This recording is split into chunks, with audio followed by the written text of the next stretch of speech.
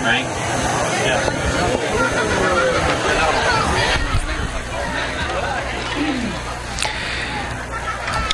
Good evening, ladies and gentlemen. This is Rick Phillips, and we are coming live from the Blue Lions Stadium. We've got Wilmington Hurricane football with the Blue Lions, and we just want everybody to know that our broadcast is beginning. Anyway, we've got a fairly good crowd here for Wilmington turning out thus far. The Blue Lions have some people over in the stands across the way, and we're getting ready for a struggle tonight between the Blue Lions of Washington High School, Washington Courthouse, Ohio, and the Wilmington Hurricane of obviously Wilmington High School in Wilmington, Ohio. The Hurricane are 5-1, and the Blue Lions are 3-3. And for tonight's information, I'm going to turn it over to, as usual, A.J. Ganger. Don't forget, Rachel Hargrave is on our camera. She'll be taking care of all the video, which you'll be able to see on the Campus Nation website tomorrow afternoon. So make sure that you catch the video with the audio tomorrow on the campusnation.com website. A.J., take it away. All right, thank you, Rick. And again, my name is A.J. Ganger, and we are about ready for a kickoff here this evening from the Blue Lions field. Very beautiful facility here, Rick. But it is grass here, natural grass. And this is Wilmington's first road game in 4 weeks, as they've already played 4 out of 5 home games. And this week, they're on natural grass, which is something we haven't seen in 4 weeks for Wilmington, probably all season long when it comes to the Wilmington Hurricanes. So, you know, this is going to be a little different feel, but with Wilmington being 5-1 on the year, like you said, I really think they're going to come out guns blazing in this ball game this evening. I think that, had we been on the same field during last week's game, or games even at Wilmington College, they probably would have been rained out because there probably would have been so much mud and sog that they wouldn't have been able to get a game in. Yeah, these fields would not be the same for the rest of the year. So, like Rick said, some information for you again. Washington Courthouse is 3-3. They're 500 coming into the game. The Wilmington's first 500 opponent, or opponent that has more wins than losses since Vandalia Butler back in week number 3. Washington Courthouse started the year with a loss to Northridge 14-7. In week 2, they lost to Circleville 39-7. In week number 3, they beat Galea Academy 34-13. Then they turned around and beat Hillsborough 22-3. And then that East Clinton game that we were hearing about up in the Wilmington press box, where they won 22-21 over East Clinton last week. They obviously fell to the powerhouse in Clinton Massey 50-6. So, they're coming into this game after a 3-game losing streak was snapped last week. Wilmington's coming into the day with a 3-game winning streak. They are ranked number 12 in Division III, region number 10, and they are outscoring opponents during this 3-game winning streak 138-14. So, Rick, that is a huge stat right there. 138-14 outscoring opponents during the winning streak. What do you make of a stat like that when it comes to this Wilmington team? Well, unfortunately, what I make of it is the SCOL and the condition of some of these smaller schools that Wilmington has been playing. Obviously, I want to give full credit to the talent that Wilmington exhibits on both sides of the field, and we'll continue. We'll pick this up on the other side of the national anthem. We got the anthem. Give us 2 minutes. 2.5 minutes. Please.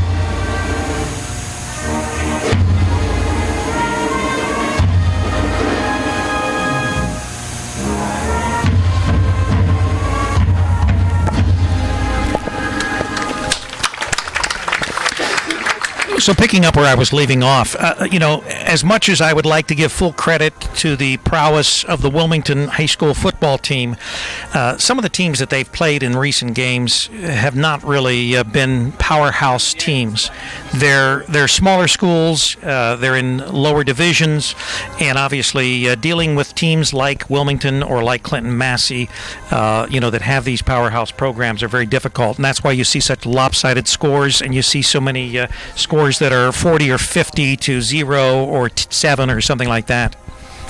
And like you said, I think that's probably part of the reason why Wilmington is only ranked number 12 in Division III, Region 10, and they're going to need some help as well. Because after Vandalia Butler beat them, their lone loss, Vandalia Butler has lost 2 games of their own and a quarterback and a running back, so that's huge. And Wilmington needs, Vandalia Butler to win a few more games and some help from Bellbrook, who they beat earlier in the year, just to be able to, possibly get into that playoff hump, because last year they were 1 game away, and I think they finished like 10th last year in their region at the end of the year. Well, I'm going to make a statement here, and I'll say this. Obviously, I'm not trying to put a damper on Wilmington's hopes for being in its first playoff in a while, but it's all going to come down to that Clinton Massey game. 2 weeks. Yeah, Wilmington has to either do, it's wins and losses. It's not whether you play the game great and you only lose by 3 points.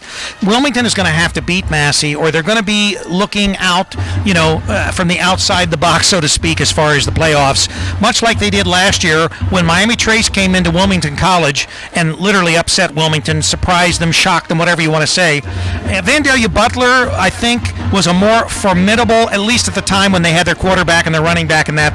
When they came in, to Alumni Field, they were more formidable, and I expected it to be a very tough game with tough defenses and offenses. But this situation is that Wilmington's going to have to beat Clinton Massey, I think, to actually end up with a playoff berth. Now, Rick, without stating the obvious, where one team has to score more points than the other team, because you do that every week just to make me mad. Oh, I like to state the obvious. Wilmington's going to come in tonight. They're going to try to score points early and often, like their offense is used to. But what do you look for Wilmington's offense to be able to put more points up on this board, obviously, than Washington Courthouse's offense? Well, I think that in other games I've sort of expressed the defensive struggle. I have not seen the Blue Lions play, so I have no idea how their defense is or how their offense plays. I don't know whether they're a running team or a passing team. Obviously, they have the best record of any team that Wilmington has faced since Vandalia Butler, since earlier in the season. And I would say that at this point, I think that Wilmington will beat this team through the air and, will run the ball and pass the ball and probably not be stopped in either instance. And obviously, Wilmington has a nice defense that can stop a lot of offenses, and we'll see that as well. But I think that the Blue Lions don't really stand much of a chance. I'm not going to say 35-0 like we saw last week, but I think that, and tonight, obviously, there is a difference. We're playing on turf. Wilmington hasn't played on turf for a little while, and we're also playing on, we're playing in a situation where we're not in this rainstorm like we were last week. The terrible conditions that we had last week, the only reason that, really we did as well as we did probably was because we were playing on artificial turf. Right, I agree with you 100%. And this is Wilmington's, though, first road game since back in week number 2 of the football season. Obviously, we're in week number 7 now. It's gone by really fast so far. But, like we've said, week after week after week, Wilmington has played 4 straight home games. They haven't been in a road environment since week 2 of the season. Do you think that's going to affect Wilmington at all? I know their fans, they travel well, but Washington Courthouse, they're going to have some screaming students over there, a huge section over there for Washington Courthouse tonight. Do you think that's going to affect Wilmington's offense at all during this course of this game? Honestly, I think that it's probably going to help Wilmington. I think that they're going to get a little more hyped up, because they're away and that they're in front of a different crowd. They're in front of a home crowd that obviously is in opposition to them, so they're going to play harder. I think that what we're going to see is, and Scott Killen's not going to let them fall asleep. He's going to make sure that they are at the top of their game. Now, we do have one scratch for tonight. Cameron Stewart is number 3. Right, he will not be playing tonight. And but Wilmington does have a pretty deep backfield, as we saw last week when Stewart and DJ Ames were sharing time in the back. Ames, just a freshman on this Wilmington team, and he ran the ball with some authority last week because, last week's game, like you said, in that weather condition, it was more of a running game than what it was a passing game. Right, and I think we're going to see more passing tonight than we did in that game. And obviously, Wilmington has incredible speed. Dylan Bogard, you look at Dylan, he can make it around the edge very quickly and be in the end zone before you know it. And, Wilmington has that same speed in its receiver core, in its running backs. Give Matt credit. That's right. And of course, Matt is a, he can come out with all kinds of interesting tricks in his little repertoire there. Now, we've been told that Washington Courthouse, from our buddies from, Buckeye Country, they told us that Washington Courthouse, they kind of run the same little offense as Clinton Massey does. So this is a good little warm-up for Wilmington for in a couple weeks where they're going to take on Massey. But like Scott Kellen has always said, you take it one game at a time. This week he's going to worry about Courthouse. After this game's done, he's going to worry about Trace. And then obviously after the Trace game is over, he's going to sit here and he's going to have to worry about, that team that shall not be named. Right, yeah. We won't name that team until we actually face them in the coming in 2 weeks. Obviously, we'll be at Trace next week for that game, and then we'll be back to play that other Clinton County team that we try as much as possible not to name until we're playing them. Right. Some coin toss. The coin toss tonight happened. Wilmington won the coin toss. They are going to be receiving the ball. This is an East and West Stadium. Am I right, Rick? I don't really know. When I came into Courthouse, and I've not been here for 2 years as far as in this press box on this field, but when I came into Courthouse, I would say that looking at the way things are laid out, that yes, this is east to west, not north to south, because we came in from the north and we were coming south and we turned right. We did bear around, so it may be, but it's I think that it's probably an east-west field. Here come the Wilmington Hurricane out onto the football field at this time. They are going to be wearing their traditional away uniforms, something we haven't seen yet this season.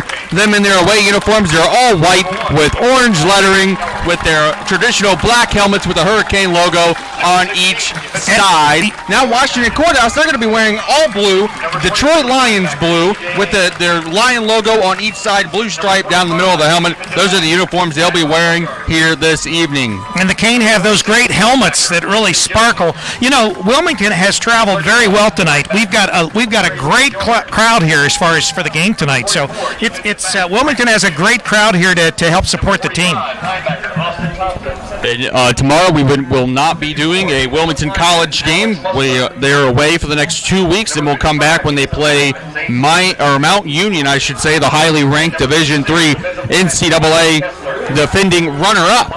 Because I don't think they beat Whitewater last year in the championship game, so that'll be a huge game for the Wilmington College Quaker. And they're going to be trying to obviously bounce back from the loss that they had last week against Marietta, where they were in that game until the second half. They played a great first half, but there's a huge difference when you watch a high school team like Wilmington High School compared to Wilmington College. Wilmington High School, their offense knows how to put 6 points on the board instead of 3, and when they're inside the red zone, they're going to score more touchdowns and get field goals, obviously. But Wilmington College, their offense has been struggling all season long, and they haven't been able to score those key touchdowns inside the red zone, something that you need to be able to do. And if you look at the OAC and you look at the SCOL, which is obviously a college league versus a high school league, I would say that the OAC is a stronger league.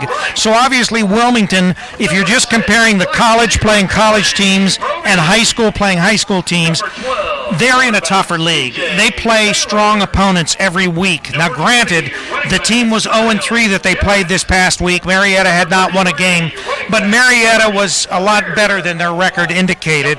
And obviously, Wilmington, they do have their struggles a lot of times in that second half, where we've seen them time and time again lose the game in the fourth quarter or the third and fourth quarters of the game. And we're talking about this because Rick Phillips was not on the broadcast last Saturday night. It was me and Charlie Hargrave on the Wilmington College broadcast. Rick will be back for the Mount Union game, and we might have Charlie as a three-man team.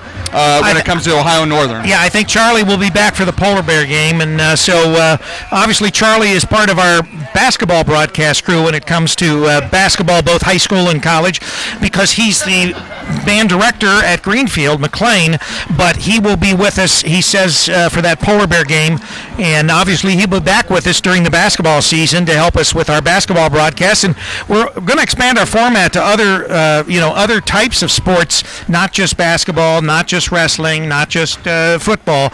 We are going to improve on all the sports that we can cover, and Charlie will probably be doing some of those as well. Now we see Wilmington High School tonight. They're wearing the pink ribbons on the back of their helmets tonight. The coaches have them on their coaches' polo shirts. Obviously, it is October. It is Breast Cancer Awareness Month, so that is why Wilmington is wearing the pink ribbons on the back of their helmets. They're very huge when it comes to fighting breast cancer in the Wilmington community. Not only just breast cancer, but also they're huge when it comes to fighting any type of cancer, because last week they were wearing purple as well, and so is Wilmington College. So the whole Wilmington community is great when it comes to fighting all kinds of cancers, and we just wanted to throw a little shout out to any cancer survivors, anyone that has cancer. We just want to say, keep the fight on. You're not alone. You're not alone. Keep fighting cancer.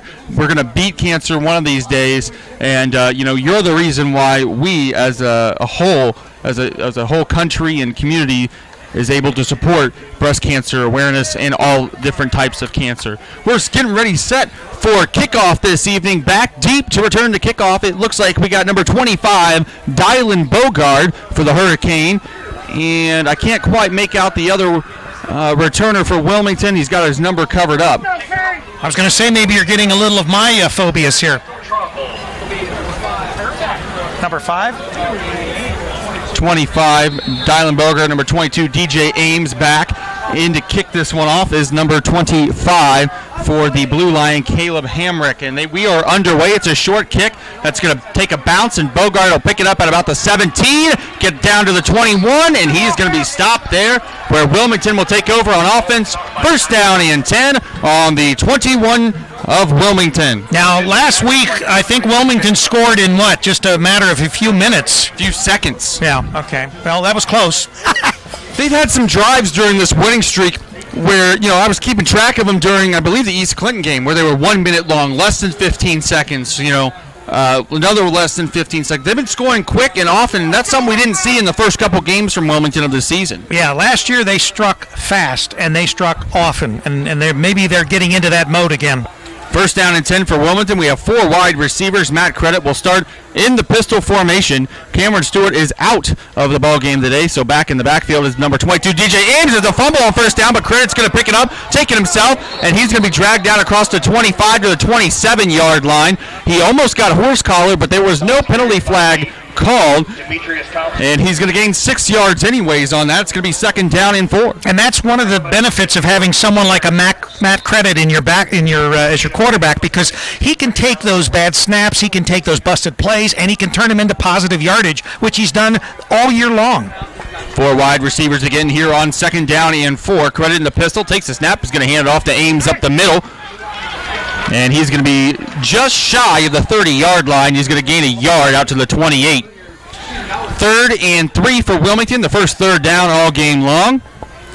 But once again, a 3rd and 3 is very manageable. So that's what they want to have. They want to have those 3rd and 2, 3rd and 3, 3rd and 4 at most, so that it's easier to make, and they don't have to worry about throwing the ball if they don't have to.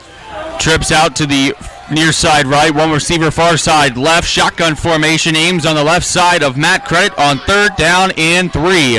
Here comes Dylan Bogart in motion. It's going to be a fake jet sweep. Credit will keep it, first down and more. There goes Matt Credit. He may have reservations for 6, 35, 30, 25, 20, 15, 10, 5, and Matt Credit's got reservations for 6 points in the pay dirt. Touchdown, Hurricane. And as we said, that the Hurricane can strike fast, and they do. And we'd like to thank Marty Bogart, because Marty, his famous barbecue is what's bringing you tonight's game, and every Wilmington Hurricane game, whether it's home or away.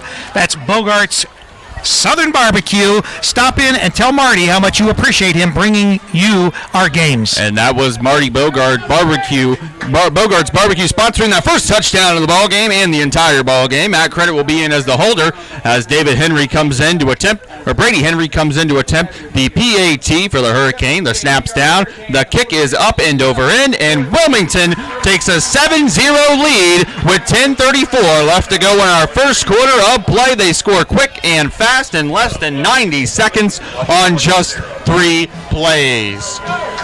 Rick, you were talking about them right there, scoring quick and fast, and they just did that in just about a minute and 26 seconds. Not bad. Not bad for my premonition, right, huh? We're going to get a chance to see Washington Courthouse's offense now come out onto the field. They'll be going right to left on your computer screen, tablet, iPhones, Android phones if you're on our app. The Roku channel. The Roku channel on your television screen. If you're watching on the television screen, they're going right to left. Well, it won't be till tomorrow. It won't be till tomorrow, but still. Henry will be in to kick this one away. We have 3 people back deep to receive this. Number 7, Zane Nelson. Number 1, Eric Barton.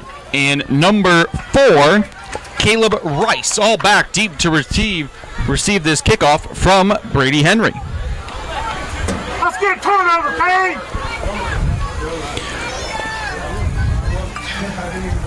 79 yards on 3 plays for their first drive of the ball game. Awaiting the kickoff here. Here we go. And here goes Henry's kickoff. It's a nice high kickoff that'll be fielded by Barton at the 15-yard line. Takes it across the 20. Now going north to south, wrong direction. And he's brought down just across the 20 to the 22-yard line where the blue line offense comes out. First down and 10. Good coverage by the Hurricane. They snuffed that out pretty quick. 22-yard line, first and 10. Number 12, C.J. Taylor, will be out as starting quarterback for the Blue Lion this evening.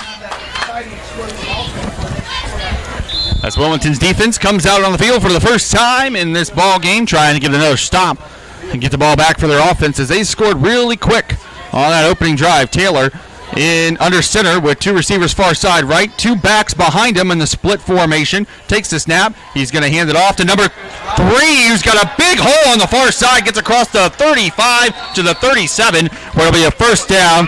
Number 3, Timothy Robinson. So Robinson on the carry there. He gets it out to the 38-yard line and a first down on the first play of the ball game. That was a nice run by Robinson, and maybe we see where the Blue Lions have been 3-3. Maybe they've got a running game That there. was a nice running game off tackle there with the 2 split backs. And now we got a first down and 10 on the 38-yard line for the Blue Lions. Still 2 receivers far side right.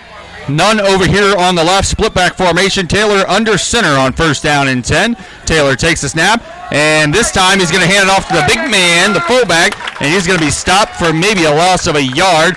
That was number 33 on the carry, Aaron Greer, and it's going to bring up a 2nd and 11 from the 37-yard line. Tackled by number 45, Austin Thompson. Thompson on the stop for the Hurricanes. 2nd down and 11. Tonight's game is being streamed live on CampusNation.com, the sports animal.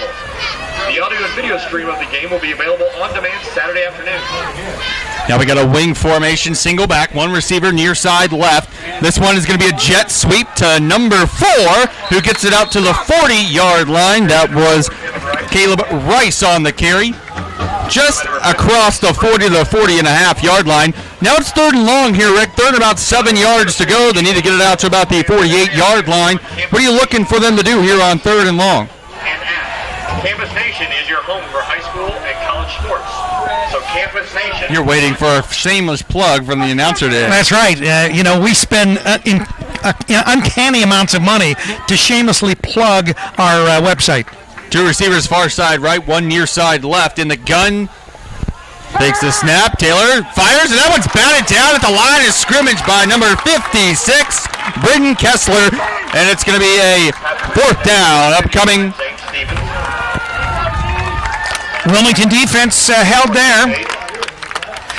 Once again, when you put the team in this third and long situation, you're forcing the passing game, and so that increases your odds of stopping a team. Jared Patton in to punt this one away to Brad Keller, number 1. Patton standing on his own 26. Keller standing on his own 28-yard line.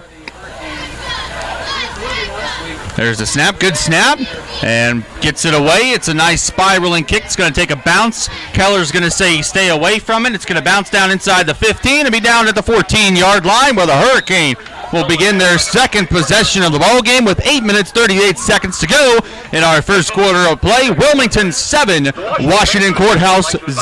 Down to the concession stands tonight to try one of our tasty items. You're listening to Hurricane Football live on CampusNation.com, the sports animal. Your home for high school and college sports. Rick. 2 years ago when we did a Massey Blue Lions game, they had hamburgers here with Krispy Kreme donuts as the bun. Now, I wonder if they have those tonight. Trips out to the far side left, one receiver near side right. Pistol formation for a credit with Ames behind him on 1st and 10. Takes a snap. He's going to hand it off to Ames up the middle, who found a hole. Nice hole by Ames, and he's going to get stopped at the 22-yard line. A good pickup for DJ Ames of 7 yards. It'll be 2nd down and 3. Did a great job because he kept his legs moving and he just kept pushing, and obviously his Wilmington offense helped push him a few further yards there. That was a correction. That was Austin Jones on the carry, number 26. We're seeing some different running backs into the ball game for Wilmington. So that was Austin Jones that carried that. Yep. Jones is still in at running back. Trips out to the left. One receiver near side right. And Jones is going to, nope, it's a read option for Matt Creddy. He's going to keep it, and he's tripped up at the 34-yard line, and it's a Hurricane first down. Hurricanes are driving. They're putting together some great plays here. They've got the Blue Lions sort of back on their heels, and we've seen that in so many games. Wilmington's first down of the game, as that touchdown doesn't count as a first down. Well, that's true. But I like the 7 points anyway. Right. Jones behind Credit in the pistol formation. 3 receivers far side left, 1 near side right. Credit waiting the snap, takes it, jots back the pass. He's looking, he fires, he completes it to Dylan Bogart, and the official is going to say incomplete. He picked it up off the ground. That was probably a good call because that ball did look a little low, but I thought he might have, stopped it before it hit the ground, but apparently not, and it's 2nd and 10. Yeah, it looked like it hit the ground to me, and of course I've got eagle eyes. Yeah. Folks, we have delicious homemade shredded chicken sandwiches available at the tennis courts and Tesson stands tonight. Are you wanting to listen to my great voice here? Yeah, totally. AJ? 3 receivers lined up, far side left. Bogart coming in motion now, and a penalty flag flies in. Looks like maybe we had a little motion before the snap there. Yep. Waiting the call from the official, and it'll be a false start against Wilmington. It'll back him up 5 yards and bring up a 2nd down and 15. First penalty. You know I'm hard of hearing. Well, no, I figured you put on the headphones because you wanted to make sure that I didn't have my microphone higher than yours. And it begins. Back and forth that everyone loves to hear. Pistol formation for Credit. 3 receivers lined up far side left. 1 receiver near side right. Jones, the tailback behind Credit here on 2nd and 15. Just back, quick pass, and it's incomplete. He was trying to fit it into number 27, Matthew Smith, and now it's 3rd and 15 for the Hurricane coming up. Right, and this is obviously a dangerous situation because everybody knows you're going to be passing. There's probably going to be no run on this play, and so they're going to be looking for the pass, and 15 yards is a lot to make up. But watch out for Dylan Bogart coming around on a jet sweep here. All right, so you're predicting a jet sweep Maybe by a fake. Dylan. 3 receivers far side left, 1 near side right. Jones behind Credit in the pistol now. Credit takes a snap, rolls out to his left, looking downfield. He checks it down to Dylan Bogart, and Bogart is going to be stopped short of that first down, just to the 34-yard line, back to the original line of scrimmage. And now the Hurricane are going to have to punt this one away on 4th and 10. Well, the Blue Line, the Blue Lions defense has stopped the Hurricane, so we may have a tighter game. We'll have a Matt Credit punt. Back deep to receive, number 1, Barden, and number 4, Rice.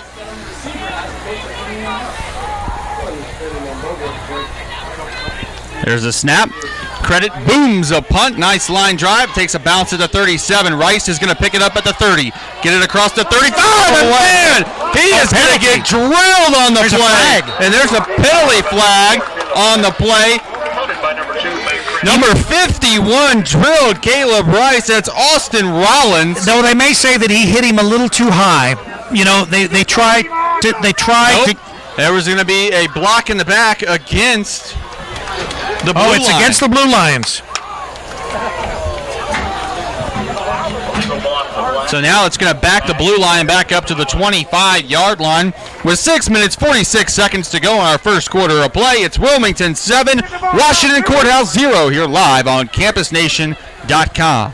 And don't forget, Marty Bogart is someone you want to say thanks to for bringing you the Hurricane football season. Give him a call, 937-655-8100. Taylor under center with 2 backs behind him on first down. He's going to hand off on a counter play to number 3. Broke 1, broke 2, still dragging guys across the 35 to the 36. A gain of 11 yards and a first down for the Blue Lion. That was number 3.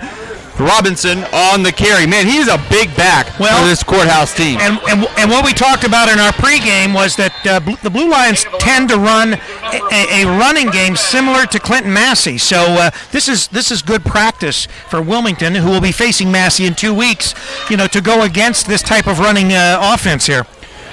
2 receivers line up far side right. Taylor will be under center.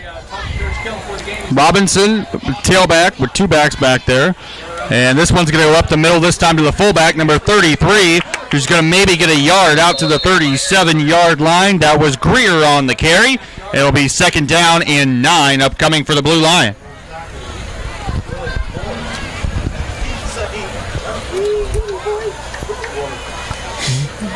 So the Blue Lion, they had 1 pass that was knocked out on that 3rd down play on their last drive. Wilmington only up 7-0. After the big long run by Matt Creda is the only score on the board so far. 2 receivers far side right, 1 near side left. In the shotgun formation is number 12, Taylor. He's got Greer and Robinson next to him. Takes a snap, straight drop back pass. He's going to go deep. Has a man open, and that one is completed. Number 1 on the catch, Eric Barton. He's down all the way to the Wilmington 29-yard line. Man, that one was almost picked off by Wilmington, but a great catch by Barton and a first down for the Blue Lions. Well, it was a great pass and it was a great catch. The receiver got behind the Wilmington defense, and the quarterback put it up in the air and connected up. And they're driving now for the Blue Lions. Official line of scrimmage is the Wilmington 28-yard line, where it's 1st down and 10. Now they're in a wing T formation. 1 receiver near side to the left.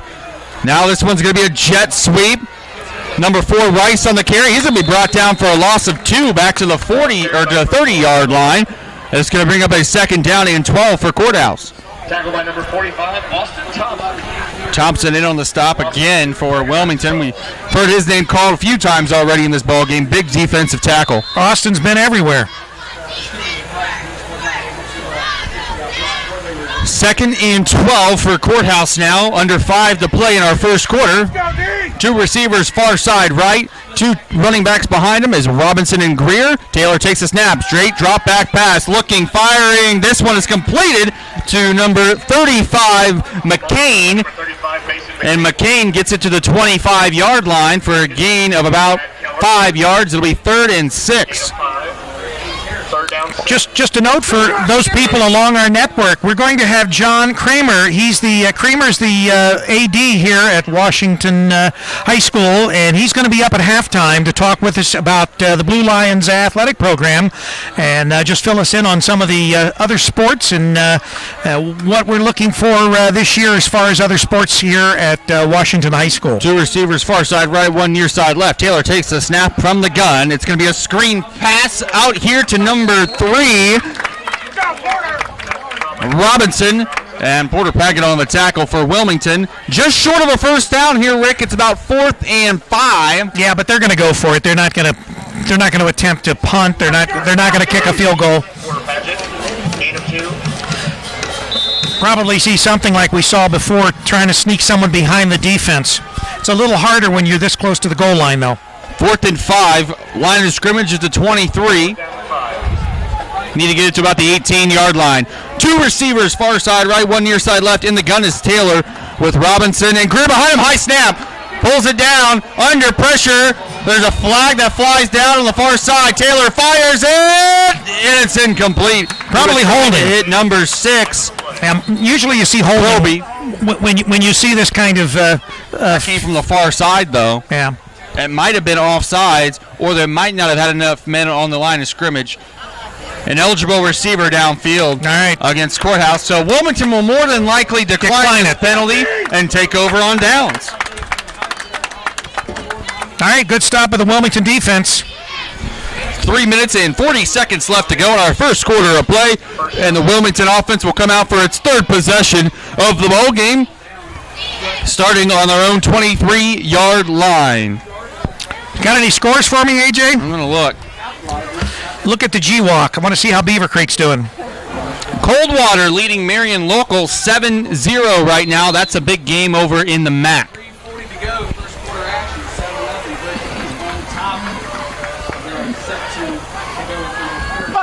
7-0. First down and 10. Shotgun formation, 4 wide, 2 on each side.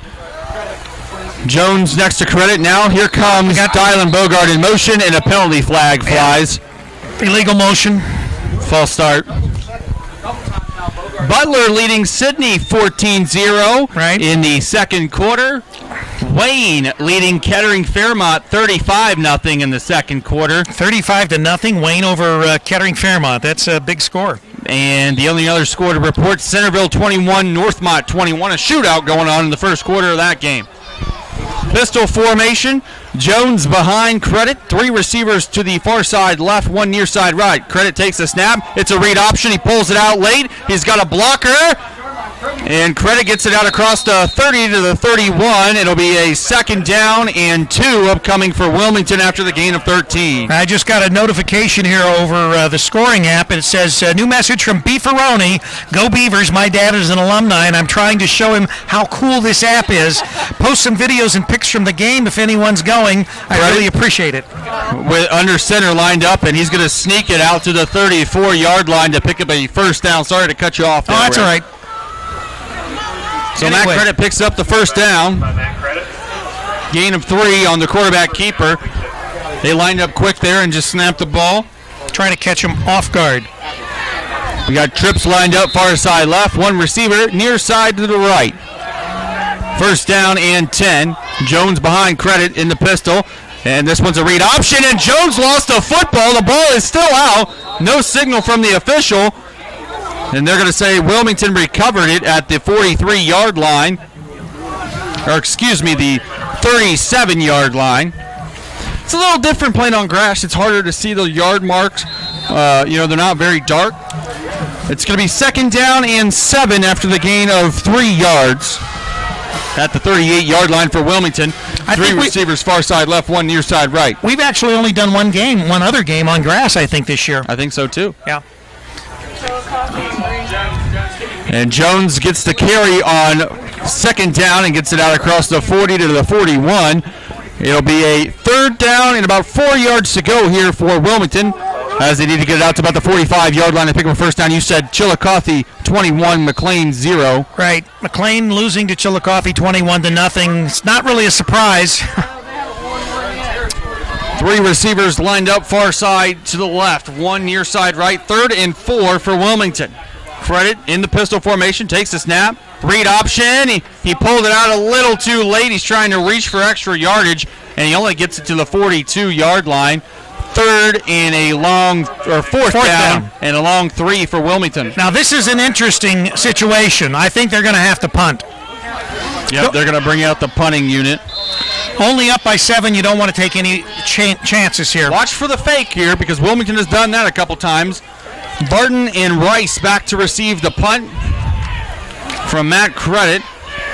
1:15 and counting remaining in our first quarter. Well, it does help when you've got your quarterback as your punter, and he's a scrambler to begin with. It's easier to do those. And there's the fake. There it is. Back Dylan Bogart, and Bogart's got the 1st down across the 45-yard line. 1st down, Hurricane. I told you. You called it, AJ. Bogart was looking for a pass, too, and he just pulled it down and picked up those 3 yards himself out to the 46-yard line, where it'll be first down and 10 for the Hurricane offense.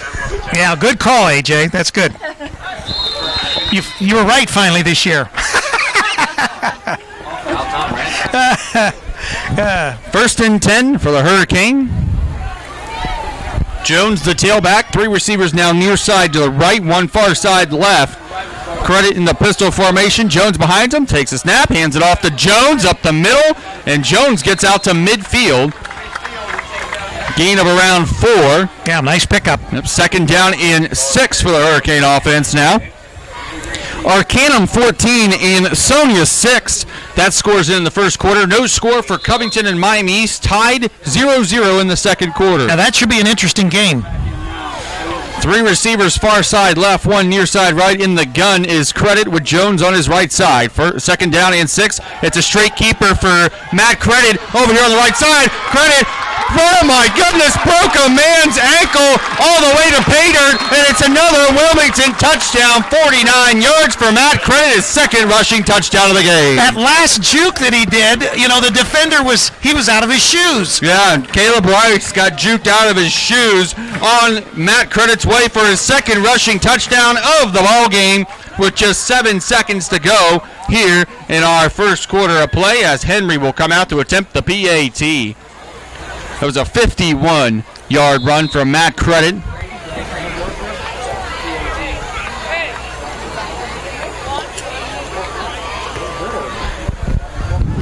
Henry getting set for the PAT. There's the snap. The kick is up and over in. And we've got a 14-0 ball game with 7 seconds left to go in our first quarter of play. It's Wilmington 14, Washington Courthouse 0, as you're listening to Wilmington Hurricane football live on CampusNation.com, the sports animal, your home for high school and college sports. Hey, folks, get them while they last. It is now 21-6, Arcanum over Ansonia. These are CCC scores. Troy Christian 14, Tri-County North 13. North probably getting ready to kick the PAT there. That score in the first quarter as well. Also score you free. Yes, I said free. Hot beverage refills at any and all Blue Line home football games. Get yours tonight. Fairfield 13, Lakota East 0 at the half. Coleraine running away with it against Lakota West 34-0 in the second quarter. The Big Blue of Hamilton 21, Middletown 14. That game in the second quarter as well. Those are your GMC scores. We have Rice, Nelson, and Barton back to receive Henry's kickoff here after the Wilmington touchdown. Just 7 ticks left on the clock. Reminding you that Bogart's Barbecue is bringing you all this game action in its entirety right here on CampusNation.com. Here's Henry's kickoff. It's a low line drive squib kick that's going to be picked up at the 25-yard line by number 26 for the Blue Line. And he's going to get it out to the 34-yard line. Again, number 26, Tristan Olo. Brought it out to the 35 of Courthouse, where their offense will take over down 14-0. Now, we've seen Courthouse pick up a couple first downs, and one on the long pass, a couple runs thrown in by number 3, Robinson, but their offense is stalled out. They haven't been able to put points up on the board just quite yet, but the big positive, they are moving against this tough Wilmington defense. Well, and that's not unusual for Wilmington. They usually will let people move on them between the 20s, but when they get into the red zone, Wilmington's defense typically will stiffen, and that's when you see them stall like that. Two-back set. This one is going to go to Greer, and he's stuffed in the backfield for a loss of a yard back to the 34. And that is going to do it for our first quarter of play, ladies and gentlemen, here from Washington Courthouse Stadium. Our score, Wilmington 14 and Washington Courthouse 0, as you're listening live to Wilmington Hurricane High School football on CampusNation.com, the sports animal. You're on for high school and college sports. Rick, thank Bogarts again. Yeah, is there anything that is better than mouth-watering barbecue? Well, we just don't think so. That's why Bogart's Southern Barbecue has been serving our famous barbecue since 2000. They're in Wilmington, Ohio at 975 South Street. Give Marty a call. You can take out or eat in. It's 937-655-8100. Monday, Tuesday, they're open from 11 a.m. until 2 p.m. Wednesday and Friday from 11 a.m. to 8 p.m. Saturday, 11:30 a.m. to 8 p.m. and always closed on Sunday. That's Bogart's Southern Barbecue. Say hey to Marty there. He's probably here in the stand somewhere. He is. I saw him walk in earlier before the game began, before we went on the air here. All right. To begin the second quarter of play now, Courthouse will be going left to right on your computer screen, tablet, iPhone, anything else that you're listening to us on. And we've got two receivers far side left, one near side right. In the gun is Taylor with Greer and Robinson next to him. Takes a snap, drops back to pass his right, under pressure. He's going to pull it down and run with it, but he's going to get sacked back at the 30-yard line by this swarming Hurricane D. And that's another loss back to the 31. Yeah, the Blue Lions are not going the right direction. 3rd and 14 upcoming for the Blue Lion right now at the 31-yard line. They need to get it out to about the 45. Yeah, this Wilmington defense is fast, they're tough, they're nasty, they're old school defense the way Scott Kellen has taught them. I mean, they're just complete old school. Right, you see Kellen's defense is, just like Scott is, and you're right, he is old school. Yeah, he's that old school grind him out coach. Two-back set, one receiver lined up over here near side right.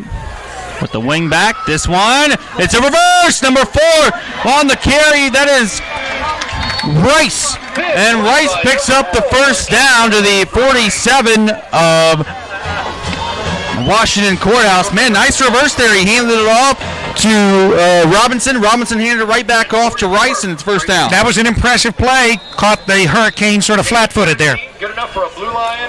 First down after the gain of 17 from Rice to the 47. Of Courthouse. Two-back set, two receivers near side to the right. Taylor under center, Greer and Robinson the backs. 1st and 10. This one is going to go to Robinson, who broke a couple tackles at the line, gets it across midfield. He's going to drag a couple of defenders for a gain of 11 and a first down. Well, the Blue Lions are now putting together a little drive of their own, maybe gaining a little more confidence now that they're able to, run this ball. Once again, we're saying this is sort of a Massey type running offense, and this is good for the Hurricane to have to defend against. First down and 10. Line of scrimmage, the Wilmington 42-yard line. Now they're in the wing T formation. First down and 10. Taylor under center. Robinson goes in motion. He's going to get it on the jet sweep on the far side. He picks it up across the 35 to the 34-yard line. A nice gain of 8 yards. Porter Packett on the tackle, and it's going to be 2nd down and 2 upcoming for the Blue Lions. Yeah, the Hurricane the defense does not want the Blue Lions to get in any kind of rhythm, so they're going to want to try to put a little bit more pressure on them. And Scott Kellen's going to use his first charge timeout here of the first half to try to calm his defense down, as they've got 2 remaining in the half with 10:03 left to go in the first half. Still Wilmington 14, Blue Lions 0. Well, it's a good time for Scott to take that timeout just to calm things down. Have we got any Beaver Creek score there with Springfield? Along with a prize raffle and a 50-50 drawing. I want my Beavers to be 6-1 here. Reserving a space. Stop by the Band Boosters concession stand for more information, or check out the Washington Band Boosters on Facebook. We've got Wilmington Hurricane 14, Washington Blue Lions nothing right here in the second half, or the second quarter. Score report from the Beaver Creek game. Butler's up 22-0 over Sydney at the half, which is good news for Wilmington fans. Right. That Butler is now winning. Yeah, we want Butler to continue to win out, because that will help the Hurricane as far as their strength of schedule to get them into the playoffs this year. Two-back set for Courthouse on 2nd down and 2 from the 34 of Wilmington. 2 receivers near side to the right. Taylor takes the snap. He's going to hand it off up the middle. It's number 20 with a big hole, and he's going to take it into pay dirt, and it's going to be a Blue Lion touchdown. That is Kyle Garrett on his first carry of the game. Goes 34 yards for a Courthouse touchdown. Wow. Very, very nice running play. But once again, this is probably going to disturb Scott Killen because, once again, with this type of a messy type of running offense, we saw this last year. Wilmington has to be able to shut this kind of offense down. Trumbull then to attempt the PAT with Taylor as the holder. The snap's down, the kick's up end over end, and it is good. 9:56 remaining in our first half of play. It is Washington Courthouse 7, Wilmington 14. That's the first points Wilmington has allowed in about 6 quarters, Rick. Now let's make it 7 after the end of the first quarter.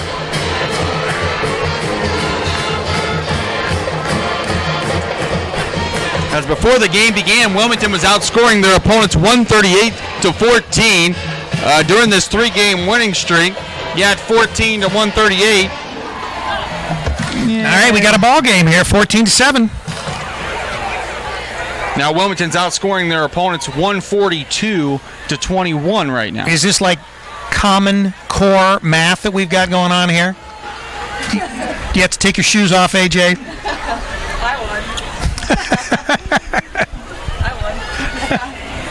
Trumbull will be in to kick this one away, back deep. DJ Ames and Dylan Bogart. Let's have Dylan run this one back.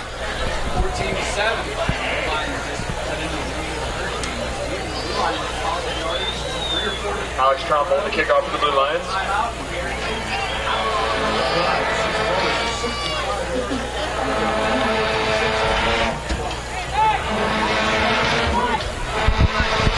Is that from Jaws? Trumbull waiting to kick this one off to Ames and Bogart, who are standing on their own 15. He didn't have a very long one in the beginning. Oh, it's a square, bounces, high bounce. Still no one picks it up. Wilmington finally picks it up. Number 54 on the recovery, Alex Musler, and Wilmington will take over in decent field position on their own 35-yard line. 1st and 10. Let's see if they can have another score here. They've had 3 possessions. Their first possession went for a touchdown. Their second was a punt.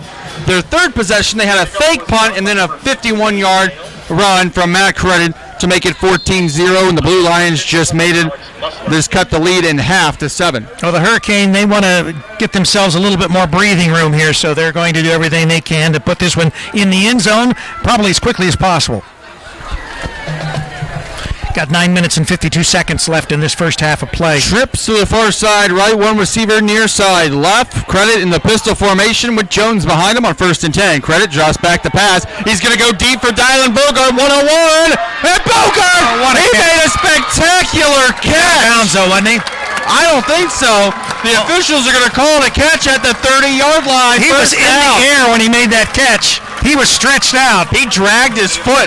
Great catch by number 45, Dylan Bogart. Dylan Bogart again with the spectacular catch, hit the square button on the PS3 and made a diving catch. That's right. So you remember, you'll be able to see this tomorrow on campusnation.com. See that same catch on our video stream. Wilmington lines up quickly as Frisco will get the carry, and he gets back to the line. Actually, he's going to lose a yard back to the 31, where it'll be 2nd down and 11 for Wilmington. They hurried up and ran a play. Number 30, Liam Down. Looked like they were trying to catch the Blue Lions off guard there. 3 receivers far side to the right, 1 near side to the left. Frisco behind Credit on 2nd and 11. Credit takes the snap, read option, gives it off to Frisco, and the ball's loose. There's a fumble, and I believe it is recovered by the Blue Lion at the 32-yard line. Man, there's our first turnover of the ball game, and now the Blue Line have a chance to tie it up. That's right. Quite a turnaround here. You know, the big play momentum is something we've talked about all season long. Wilmington has the ability to have big plays, and then something like this happens to them. We've seen it happen a couple times already this season where Wilmington has one big play like that, then a fumble or an interception, gives the ball back to the opposition. Well, after Dylan's, highlight reel type catch. Yeah, down Sports Center type catch. That's right. Now turning it over, so hopefully the Hurricane can get this ball back. Taylor under center. Rice goes in motion. He's going to get it on the jet sweep on the far side. 35, 40. Penalty flag flies in from the back judge. He gets it out to the 41-yard line. We'll see what the penalty flag is. That came in from the back judge. Might be a holding call. Usually a chop block. Yeah, usually when the back judge. Another penalty at the end. Run your mouth. Yeah, I think Robinson may have going to be called for unsportsmanlike. Holding against the Blue Lions, and then a dead ball unsportsmanlike against Robinson, which is his first unsportsmanlike. One more and he's ejected from the ball game. Right. So it'll be 10 plus 15, and the Blue Line are going to back way up, and it's going to be first and long. Yeah, they shot themselves in the proverbial foot with that double penalty there.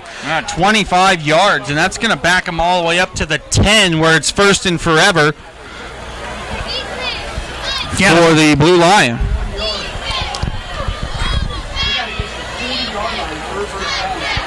Ideal situation for a fumble recovery by the Hurricane. Just take it in, right? Yep. First and 30. Taylor under center. Rice goes in motion, and another penalty flag flies, and I believe this one's going to be false start. Well, they're very antsy because they've got that 30 yards to make up, and they just added 5 more. So now it's going to back them up to the 5, where it'll be first and a mile, if it wasn't already a mile. So if they get a 10-yard penalty, does that mean it's a safety? No. Now, if they do get a penalty in the end zone, let's say the penalty goes against the Blue Lions, but it happens in the end zone, it will be a safety. Right, yeah. Saw that happen to your precious Buckeyes a few years ago when they played Michigan. Yeah, don't be dissing my Buckeyes. Shotgun formation for Taylor. 2 receivers near side right, 1 far side left. Backs up the throw in the end zone, and that's incomplete. Pass was intended for number 24. Although I will give you some credit. You know, your Wolverines are doing very well this year, and they're helping the Big Ten. So getting some respect here. I believe that was RESPCECT or whatever. Second down and long, very long for the Blue Line now. Ball on the 5-yard line. They need to get it out to the 40 to pick up a first down. Yeah, they need at least 1 first down. They don't want to be punting from their end zone. That's going to be very dangerous. Now with 9 minutes to go in the first half, still 14-0. Wilmington in the lead. Shotgun formation. Now new quarterback in. We're going to see Parton. He takes the snap, drops back, fires. That one almost a spectacular catch made by Robinson, but it's incomplete over on the far side. And it's going to bring up a 3rd and a mile for the Blue Lion offense. Yeah, you want to at least try to get this ball back out to the 20 or so. Like you said, you don't want to have to kick this from the end zone. I'm sure the Hurricane don't mind that they're kicking it from the end zone, but if you're thinking about it from the Blue Lions' perspective. Split backs, under center's Parton. This one's just going to be a handoff up the middle to Robinson, and he gets it out to the 9-yard line where it's 4th and long, and Parton will stay in to punt this one away from his end zone. Jimmy Robinson, I'm sorry. Tackled by number 39, Trey Lee Joyner. All right, let's see if the Hurricane can get some pressure on the punter. Maybe be careful and don't run into him or rough him. Dylan Bogard will be back to receive the punt from Parton, who's standing in his end zone. Bogard back on the courthouse 40-yard line. Parton awaiting the snap. It's a high snap. He pulls it down. He gets it off. Oh, it's a nice punt. That's going to take a bounce at the 35, across the 40. Nice punt from the back of the end zone. It's going to be down at the Wilmington 47-yard line where their offense will take over. 8:08 left to go in the first half of play. Wilmington still leading 14-7. So penalties on that drive shot the Blue Lions in the foot after the Wilmington turnover. So Wilmington, good job by their defense there, not allowing points off of turnovers. That's something that their defense has been really good at this year, is not allowing those points off turnovers. Well, they don't allow points off of anything. First and 10 as Matt Credit leads the troops out onto the field on their own 47-yard line.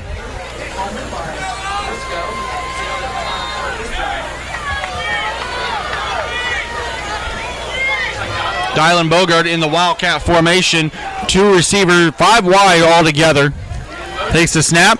It's a fake jet sweep, and Bogard breaks a couple people's ankles across the 50, across the 45, across the 40. Still on his feet, all the way down inside the 30-yard line for a Wilmington Hurricane first down at the 27-yard line. A lot of talent there with Dylan. Jimmy Robinson, number 30, Lee County. That's something the Blue Line defense has to try to do, is keep Bogard, this Hurricane offense, from getting Gain of 24. First and 10, line of scrimmage is the Blue Lion 29-yard line. Bogard still in the Wildcat formation, 5 wide receivers. Same play. This time he's going to hand it off to Jones over here on the near side. He broke a couple tackles down inside the 20-yard line where he's going to be called down as the ball was stripped out at the end of the play by Barton. And he is going to be just shy of a first down. Give him 9, second down and a yard to go for the Hurricane. Taken down by number 1, Eric Clark. Gain of 9, second down and 1. Still Bogard in the Wildcat formation. 5 wide receivers. Bogard awaiting the snap. Man goes in motion. He's going to fake it to him on the jet sweep. And Bogard's going to keep it, and he stumbles down inside the 15 to the 11. First down and 10. It is now 35-0. Chillicothe leading McLean. Gain of 9, first down. Wilmington with the first down and 10 on their own 35-yard line. We're going to still see that same Wildcat formation. A different look for Wilmington during this drive. 5 wide. Bogard awaiting the snap. Jones goes in motion. It's another read. This time Bogard's going to keep it. And he's going to take it to the house untouched for an 11-yard touchdown run for Dylan Bogard.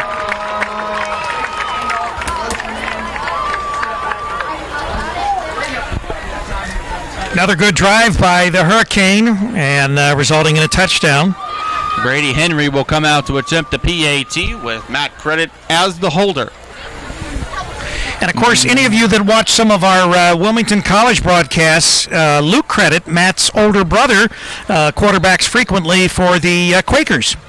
He was hurt last week. Henry awaiting the snap. The snap's down. The hold is good. The kick's end over end. And we've got ourselves a 21-7 Wilmington lead with 6:43 left to go in our first half of play.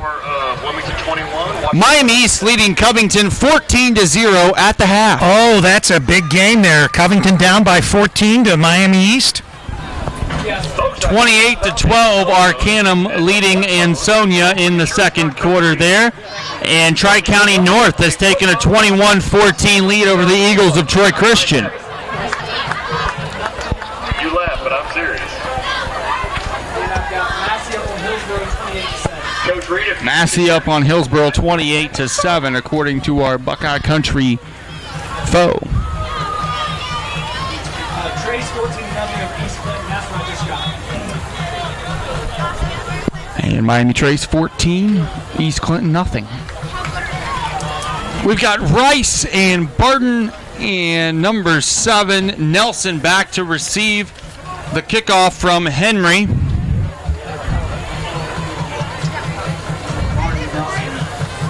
Well, of course, Miami Trace will be where we'll be next week. We may possibly have 2 broadcasts next week. That's right. If you can get that Stebbins Tip City game together, we'll do that as well. Henry with the kickoff. Nice high kick. It'll be fielded by Rice at the 19. He takes it out across the 25. Gets it out across the 30 where he's brought down at the 31-yard line, where the Blue Lions offense will take over. First down and 10. Trey Lee Joyner. Indian Lake leading Northwestern 17-7 in the second quarter.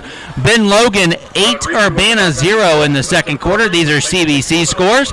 Ken Ridge 7, Shawnee 7 in the second quarter. Tip City 28, Bell Fountain 7 in the second quarter, and Stebbins 16, Tecumseh 0 first quarter. So once again, you've got 2 teams with 1 loss that are going to be coming up against each other next week. And Kenton Ridge has 1 loss as well. First and 10 for the Blue Lion, wing T formation.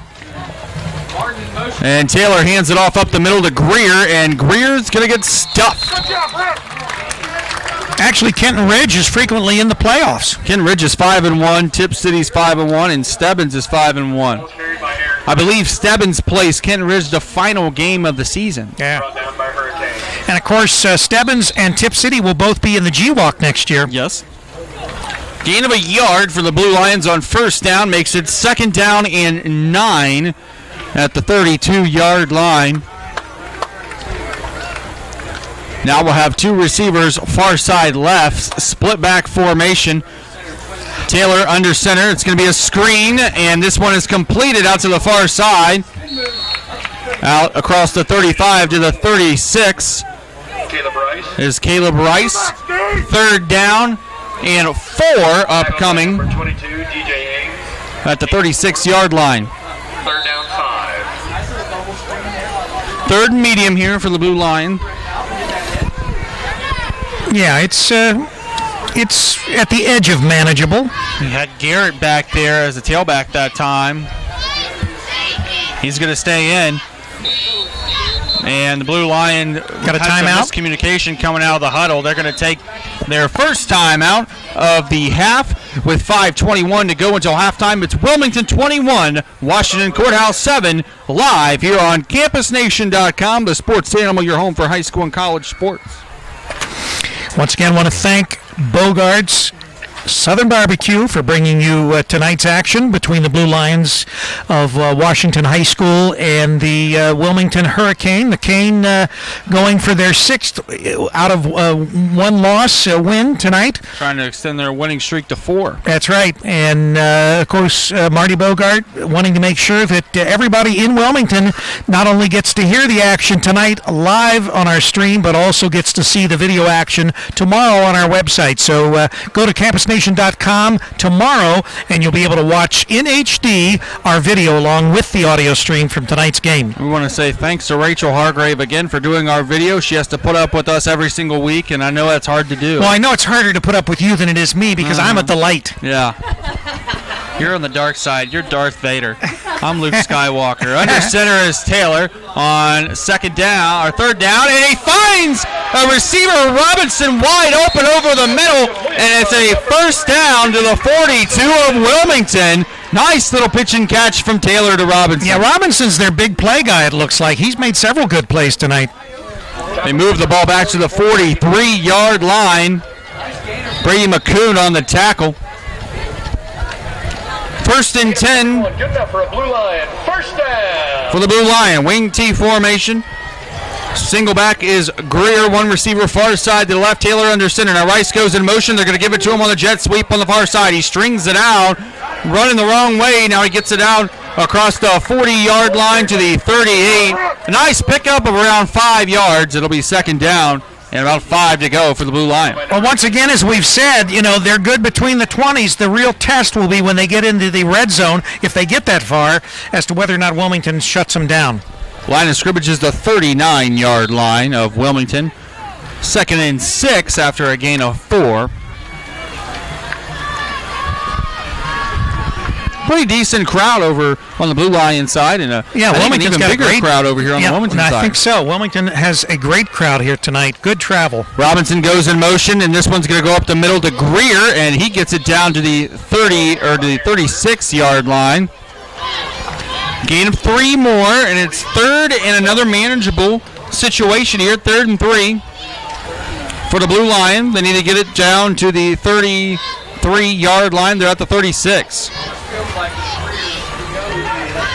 And just a reminder, we're going to have the athletic director of the Blue Lions here at halftime. John Creamer will be in to talk with me, give us a little bit of insight into the Blue Lions athletic program. Wing T formation again. Robinson goes in motion. This one's going to go to Greer again, and he runs into a brick wall, but he does fall forward to the 35 to pick up a yard.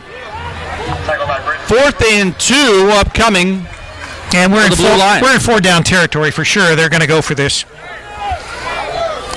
No, I don't know. It looks like they might be dropping back in the punt formation. Nah, they can't be punting. Not where they're located. That would be too much of an omission there. 2-back set. Garrett and Greer behind Taylor under center. 2 receivers near side right. Taylor takes the snap, hands it off to Garrett, who's got a first down and more.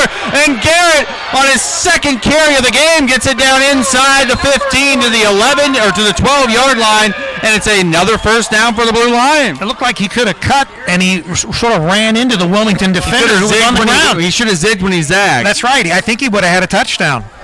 First down and 10. Garrett there. He's a big key running back, it seems like, on those short down situations. He almost took another one to pay dirt. Yeah. All the scores in this ballgame have been scored down here on this right end zone. Twins out to the left side. Two-back set. Garrett and Greer behind Taylor. There's the snap. This one's going to go to Garrett. And Garrett found a hole. And Garrett walks into the end zone. And it's a touchdown. And a penalty flag will fly at the end of the play.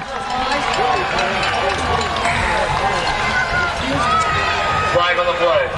This will probably be a late hit against Wilmington. I don't know if that's the right call, really, because he was falling. And they're going to get him for a late hit.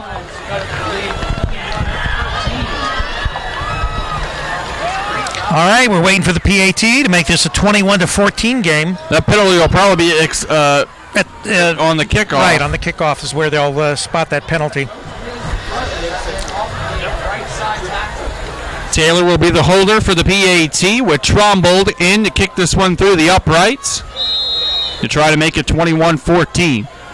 Taylor, there's the snap. Good snap. Nice high kick end over end and good. 2:37 remaining in our second quarter of play. It is now Wilmington 21, Washington Courthouse 14 here on CampusNation.com, the sports animal, your home for high school and college sports. I'm AJ Ganger with Rick Phillips. Can I get a flop from you guys? I like this announcer for the Blue Lines. He's like a stand-up or sit-down comedian, right? He's kind of funny. He's almost like, like me. I wouldn't say you're funny. Insightful? I would say you're a little insightful. I'm just kidding. You're funnier than I am. Indian Lake has now jumped out to a 24-7 lead over Northwestern in the CBC. It's still 8-0. Ben Logan over Urbana in the second.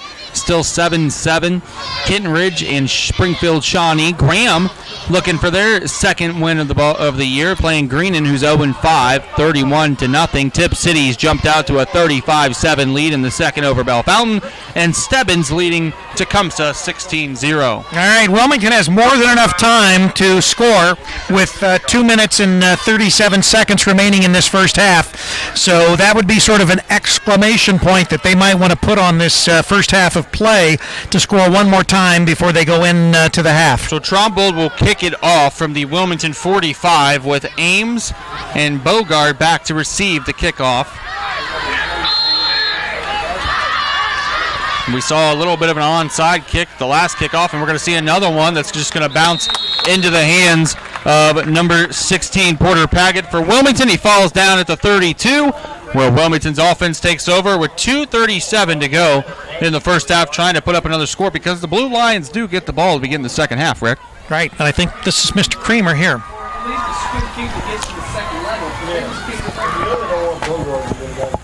course not. John? Yeah. Rick Phillips. 21-14, the Hurricanes in the lead with the football. Play-by-play guy. Rachel's on our camera. From the 32. Hey, it's a good game. Yeah. We got ourselves a ball game here tonight. So Matt Credit will come back out, lined up as quarterback after the entire last drive from Wilmington was the Wildcat, featuring Bogard as the quarterback. Pistol formation, 4 wide receivers, 2 on each side. Bogard going in motion, and we're going to get a penalty flag for a false start. Flags on the play. Looks like everybody's ready to go except the center. We'll have a false start against Wilmington. Will be 1st and 15. Legal procedure on the Hurricanes. The Blue Lions got that. They got that one. So 1st down and 15 upcoming for the Hurricane after the false start penalty. Half of action coming up at halftime on the Southern State Community College halftime show. Randy Young will be joined by cross-country coach Ryan Day of the Blue Lions. Credit out together. Shotgun formation for Credit. Bogard going in motion. Fakes the jet sweep. Back to pass his Credit. He's going to go deep for Austin Camp. And he underthrows him, incomplete. He had Brad Keller and number 20, Austin Camp, in the vicinity of the pass. It's going to bring up a 2nd down and 15 for the Hurricane.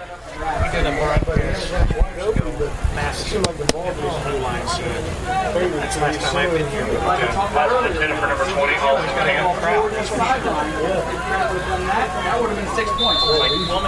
No huddle for the Trips out to the left side, one receiver far side right. Credit in the pistol formation. Jones behind him on 2nd and 15. Credit takes a snap. Now he's going to roll. He's going to fire. This one's completed to Bogart, who gets it out to the 29-yard line. But that is it. 3rd and a long upcoming for the Hurricane. Oh, excuse me, that'll bring up, I forgot about the penalty. That'll bring up 3rd and about 13. That'll bring up 3rd and 3. Nope, add 10 more yards to that. Gain of 1, 3rd down, 14. Wilmington needs to get it out to the 42-yard line to pick up a first down, 3rd and 14. Trips far side right, one receiver near side left. In the gun is Credit with Jones standing on his left side.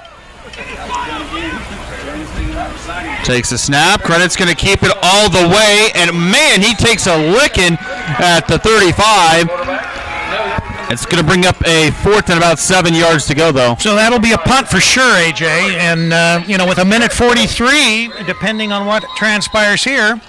Officials blowing a whistle as Courthouse will use their second time out of the half. With 1:41 left to go in the first half, it's Wilmington 21 and Washington Courthouse 14. Well, the way the Blue Lions have been moving the ball, particularly on the ground. Garrett is a huge part of that. He's got both touchdowns. A minute 43 would be more than enough time if they get a decent punt return here and good, yardage to start with to try another touchdown. Stebbins 22, Tecumseh 0 at the half. Still don't have a GWalk Beaver Creek and Springfield score for me?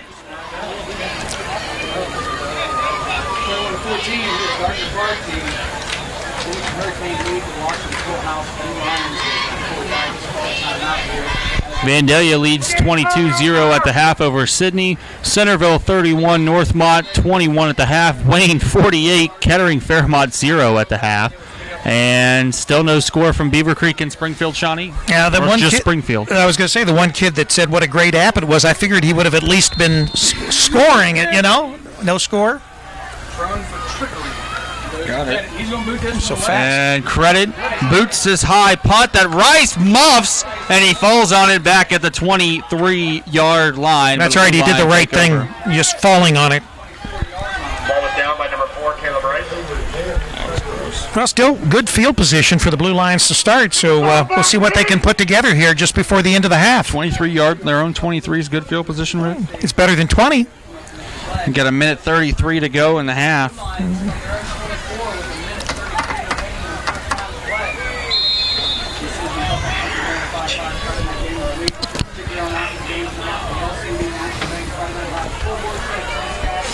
Once again, we want you to stay tuned. We've got John Creamer with the athletic department. He's our AD here at Washington High School, and he's going to be on with me at the half. We're going to talk a little athletics as far as Blue Lions go. Greer gets the handoff on first down, gets it out to the 28-yard line. Nice pickup of 6, second down and 4. I think they're content to keep it on the ground and maybe break one here. Got to put Garrett in there. I think the break one, really. He's been the key factor for this offense all night long. He's got the two touchdowns. Well, when they sneaked the receiver behind the Wilmington defense for that one play that went deep but they didn't score, they could try something like that again, too. Rice goes in motion, and he's going to get the carry on the jet sweep, and he's brought down to the backfield there. No gain. Back to the 27. He might have lost a yard, and it's 3rd and 6. Good job, Kessler! Kessler on the tackle there for Wilmington, and we're going to get a whistle, and Wilmington will take their second time out. They have one left with 39 seconds to go. I believe, like you said, Courthouse might have been, content to just run the clock down, go into the locker room with down 7 and getting the ball to begin the second half. What was time on that? 1:15 to go in the second. All right, thank you. Trace 14, he's putting 7. He's just put 7 on the board. 14-7. I think in 10. Thank you.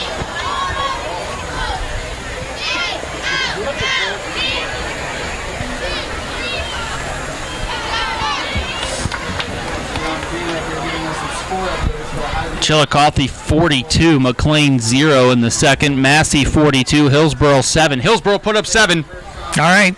Wilmington to shut them out. I believe we heard Miami Trace 14, East Clinton 7. Right. So I mean, East Clinton.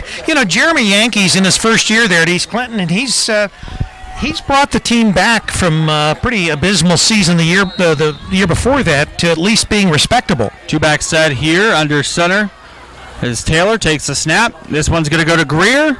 And Greer's very close to the first down. If he didn't pick it up, he's short just by a few yards out to the 33. And Wilmington's going to use their final timeout with 29 seconds to go. So what do we think? Scott Killen actually wants to have the ball back and try to put some points on the board? I mean, he wants to put some points on the board because he knows that his offense doesn't have the ball to begin the second half. It'll be 4th and 1 after the Wilmington timeout with 29 seconds to go.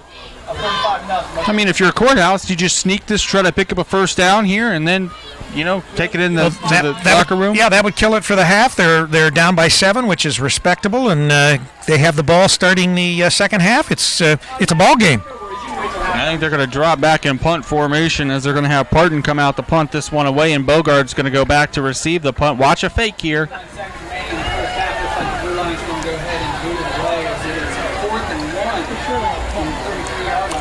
Fourth down and a yard to go for the Blue Line. Bogart is just standing on his own 44-yard line. Yeah, well, it might be a squib type of punt. They're not going to try to put it in the air probably. They know Bogart's got the speed and he could run something back. Dangerous returner. Don't want to put it up in the air. Bogart now backing up to the 39. Probably expecting something on the ground. Parton standing back on his own 19, awaiting the snap. There's the snap. This one's a better snap than the one in the end zone, but he dropped it. He booms a punt. Nice booming punt that's going to take a bounce out of bounds at the 22-yard line. That was a great punt. Nice punt from Parton. That's about the second one that he's gotten off like that. He's gotten some nice booming punts. And Wilmington will begin 1st and 10 on their own 22-yard line with just 22 seconds to go. So, Rick, 22 seconds to go until halftime. You got no timeouts left. You're up 21-14. If you're Scott Kellen, you want to put some points on the board. What do you do here? Go deep? I still think that it's a situation where I would be content with just running out the clock. I'm not going to try to put any points up. You could get into a situation where you end up making a very critical error in these last seconds, and it results in a touchdown for the Blue Lions, and they have the ball to start the second half. I think they would be better off if they're going to do anything to be very conservative as to what they do as far as trying to put some points on the board. Pistol formation, Bogart out to the far side right. 3 receivers lined up near side left. Jones behind Credit, and a penalty flag is going to fly, and Wilmington's going to get hit for a delay. Which doesn't help the situation any. Nope. So now it's going to be 1st and 15 for Wilmington as they back up to the 18-yard line. So does that change what you do? I mean, I don't know. They're going to line up in the same formation. One receiver far side right, 3 receivers near side left. Again, the pistol is Credit. Jones behind him on 1st and 15. Credit takes the snap. It's a swing pass out here to number 32. Jones taken down inside the 25-yard line. Ladies and gentlemen, I'll just Number 32 on the catch. That's Tony Merritt. Buick LeSabre, maroon. 5 seconds to go until halftime. CMQ 45. 2nd and 9. And they're not going to get any more plays off here, and we're going to take it into the locker room. Our score at the half is Wilmington 21, Washington Courthouse 14. Here live on CampusNation.com, the sports animal, your home for high school and college sports. And Rick, you have an interview coming up. I've got an interview, and you can just hand the microphone over there to John. John Creamer. All right, you can go ahead and change the. How you doing, John? Good. How are you? I'm good, and we appreciate you coming up and talking with us at halftime. What we wanted to talk to you about was your athletic program here. Maybe get some ideas from you about some of the teams that you've fielded for the fall sports, some of the teams that you're going to be fielding for winter and spring. Just sort of give us a Blue Lion take on your program and where it's going. And you've been here, you said, 3 years. Yes. This is your 3rd season here, and obviously I know you've probably mapped out some plans. First of all, I guess the first question would be, Is there anything in the works for any types of improvements to any of your facilities? Any fields? I know you have a separate track, and that's actually behind the high school. And that looked like a pretty interesting track there. That 8-lane, is it all weather? Yeah, we've got a nice track facility. Every year we've hosted the Division II Southeast District track tournament. 33, 34 teams come in for that. We're very proud of that facility, track facility. Got a great 2-year-old soccer facility. It's a dedicated soccer facility. Probably, I always tease our soccer coach, is probably the best real estate in the county. It's just beautiful grass. We only play games on it. They're not allowed to practice on it. It's very much like Gardner Park is for football. We love Gardner Park. I don't really foresee any changes. We've talked turf here before. One of the issues there, number one, we're below flood stage here, so not a possibility for turf. And we just love the environment. I'm kind of old school. I like the grass fields. It's kind of the old football player in me. I'm kind of partial to that. So. Well, it is a great environment here, and I was here a couple years ago for a Massey game. Always a good crowd, always a lot of enthusiasm and excitement. And one of the things about this facility, like you say, it's an old school facility, but it's still state of the art in the sense that it can host these events. And what's the seating capacity here? Think about. We can hold several thousand. It's a nice. The side we're actually on used to be the home side. And clear back when I was in high school, they transferred the home side over to the old visitor side and rebuilt those stands. And that actually gave us a lot more capacity. As you can see, we got 2 sets of nice size bleachers on each side of the field here. So it holds quite a few people. Of course, a lot of people like to stand around the edges, and it's a nice environment. It's a great place to play football. Our kids love it. Our fans love it. And so we really take a lot of pride out here. And as far as other athletics here at for the Blue Lines, what do we got? Because we were talking about soccer, we've got soccer going on right now. Sure. Yep. They're getting ready to finish up their season. They've got one more game against Westfall. So we do have boys and girls soccer. We're pretty proud of a young man, Max Nisley, just made it to state and golf tournament. He qualified at the district tournament this past week, and he's going to be representing us at the state golf tournament, so we're pretty proud of that, proud of Max, and we wish him the best.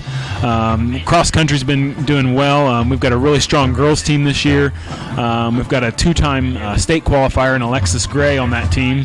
She's a senior this year, so we're hoping that she can lead that team and do some good things this year with cross country. Your volleyball team just wrapped up a really nice season this year, 2 league losses.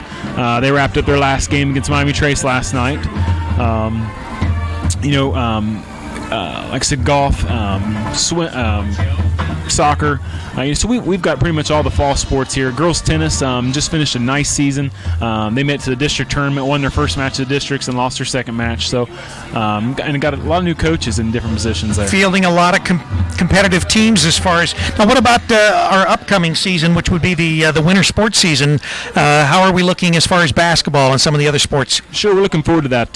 We had a younger team last year in the girls basketball, and they're a little older now, hopefully a little wiser, and we're looking out for big things out of them. We host girls and boys basketball. Boys basketball teams we usually put competitive teams on that court year in and year out. Got a great coach there, and Coach Shannon Bartriff does a nice job with our kids. We have swimming, boys and girls swimming. We have boys and girls bowling, wrestling. Our wrestling program, Coach Lewis Reed has just done phenomenal. I can't remember the last time we didn't send kids to the state wrestling tournament. And just a mention of that, we actually we broadcast the entire state wrestling championship in Columbus at the Schott Center last year, and we plan on being there again this year. But we covered all divisions and any wrestlers that obviously anyone wanted to hear as far as our broadcast. But wrestling is a big sport in this part of the country, obviously. And in fact, with Wilmington, they had a very good basketball team last year, and our wrestling team got as much coverage from us and as much interest as did the basketball team. And I think what you see, and that's what we try to do, is maybe bring in some other sports that maybe don't get the attention that obviously football and basketball does, because there's a lot of people that are out there that not only have kids that play, but obviously kids that are involved in it that don't get that attention, and there's a lot of interest in those sports. Sure, and that's fantastic. I mean, like you said, wrestling is big around here. I was teasing our superintendent. We have he's in his second year here, and he comes to us from Wheelersburg, and so I had the privilege of showing him his first wrestling meet. Because they don't have wrestling in Wheelersburg, right? And, he just had never experienced that, so it was kind of interesting, and you just don't really think about that, but as you travel down there along the river, sometimes a lot of those schools don't have wrestling, and so they had a great girls basketball team last absolutely. year, because we did a Wheelersburg Greenfield playoff game in the tournament there, and Wheelersburg actually handled Greenfield fairly well in that game. Yeah. Well, as far as the outlook for your sports programs, it looks like everything is progressing, great. As far as the football team, they're very competitive here tonight against the Hurricane, and I look forward to seeing the second half of football. I certainly appreciate, John, you stopping by and sort of giving us an insight into some of your programs and give us an idea. Hopefully, we'll be able to come back and maybe do some other sports.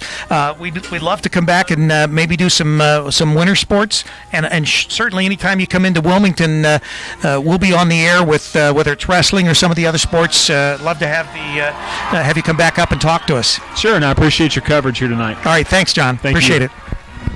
Thanks. That was John Kramer. He's the athletic director here for the Blue Lions, Washington High School. And we certainly appreciate him coming up and giving us some time and giving us a little bit of insight as far as their athletic program. A lot of times we don't get an opportunity, and we've tried to do this at halftimes. Yeah. To bring up the athletic directors from some of the other schools, just so that we get a little, bit of flavor of these other schools and their athletic programs. Wilmington gets a lot of coverage from us, obviously.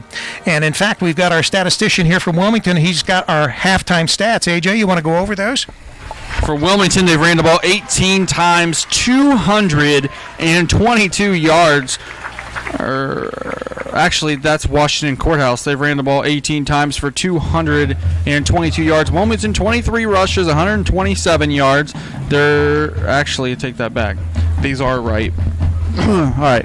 Wilmington, 18 rushes for 222. Courthouse, 23 rushes for 127. Wilmington's averaging 12.3 yards a rush, while Courthouse is just 5.5. Wilmington has thrown the ball 7 times, completed 4 of those passes. Courthouse has thrown the ball 9 times, completed just 5 of those passes. Wilmington with 43 yards through the air. Courthouse with 67. Total plays/yardage. Wilmington's only ran 25 plays, but they have 265 yards.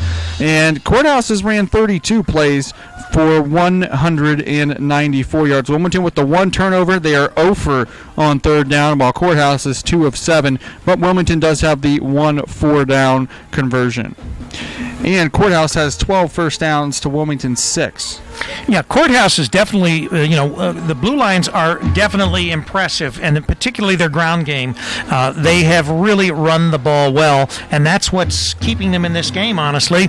Wilmington, maybe a little more balanced attack, but obviously we've seen some explosiveness with the team from across the way here. Not just Wilmington being the explosive team. And Wilmington, their leading rusher, obviously Matt Credit, 7 rushes, 152 touchdowns. Bogart, 4 rushes, 48 yards and a touchdown. He's also got 3 catches for 41 of the 43 total passing yards.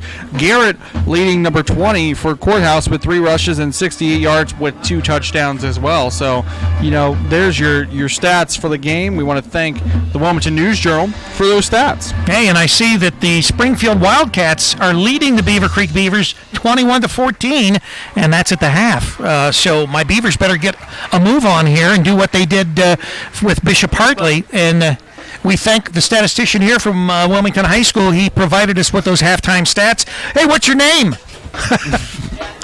Jack? Lobo. Thank you. Wayne leading Kettering Fairmont 48-0 at the half. Lebanon 52, West Carrollton 0 at the half. Troy Trotwood no score. Greenville has beaten Pickwood 21-3. And Centerville leading Northmont 31-21 at the half, and still 22-0 Butler leading Sydney at the half. I think Pickwa was like 4-0, and they've lost their last 2 games, I believe. I think the Lima Senior they lost, and the Butler last week. Yeah. Coleraine 41, Lakota West 7 in the third quarter. Fairfield 13, Lakota East 0 in the third. Mason leading Princeton 17-0 at the half. Hamilton 21, Middletown 14 at the half. And Sycamore 35, Oak Hills 22 at the half. Those are your GMC scores. GMC? Greater. Did you say GMC? I said GMC. Miami still leading Covington 14-0 at the half. TV South 14, Bethel 7 at the half. Tri-County North 21, Troy Christian 14 at the half. Arcanum 49, and Sonia 12 in the second quarter. Those are your cross-county conference scores. Now let's go ahead and check this Coldwater Marion local struggle in the MAC. Huge game here, both 6-0 teams. Versailles leading Parkway 16-12 at the half, and Coldwater 7, Marion local 0 at the half. Both defending state champions playing each other, both 6-0 on the year, Rick. Now, what was going on with that Covington score? It's 14-0, Covington down to Miami East. So they're still being shut out. That's interesting. And of course, that's your old high school, right? It's my alma mater. Yeah, not Covington, but obviously Miami East. The team that is shutting out Covington. SCOL scores that we have for you this evening. 42-7, Massey leading Hillsborough at the half. Of course, Wilmington 21, Courthouse 14 at the half. Chillicothe 42, McLean 0, and Miami Trace 14, East Clinton 7. 7, right. They haven't updated that score. Someone better get busy. Yeah. I keep our score updated. So Wilmington obviously playing Miami Trace next week. Then they play Massey, and then they end the year at Chillicothe with one more home game and 2. And I would say that Miami Trace game next week in particular will be sort of a grudge match. You know, it was Miami Trace that came into Wilmington College and upset Wilmington, and literally knocked them out of the playoffs and propelled them into the playoffs. Of course, they fell to Massey in the playoff game. But anyway, you look at it, Miami Trace, I think Wilmington wants to put a hurting on them this time when they go into Miami Trace for this game. Yeah, Trace is only 1-5 so far, trying to become 2-5 if they can pull off the victory against East Clinton, a team who Wilmington played a couple weeks ago at home. So we're going to take a quick little break here. We'll let you listen into the Washington Courthouse Band, which is now down onto the field. We'll come back with a couple minutes to go until the second half begins, and we'll give you a little rundown and some of our predictions that'll be coming up then. Our predictions, huh? All right, I'll get my prediction hat on. Wear a hat.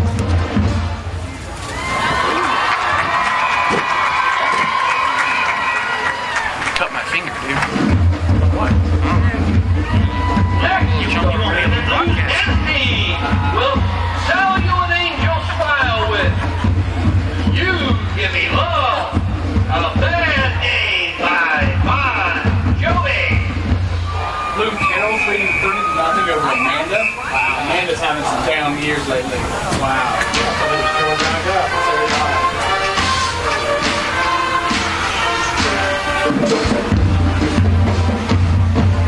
All right, let's go. Thank you, sir.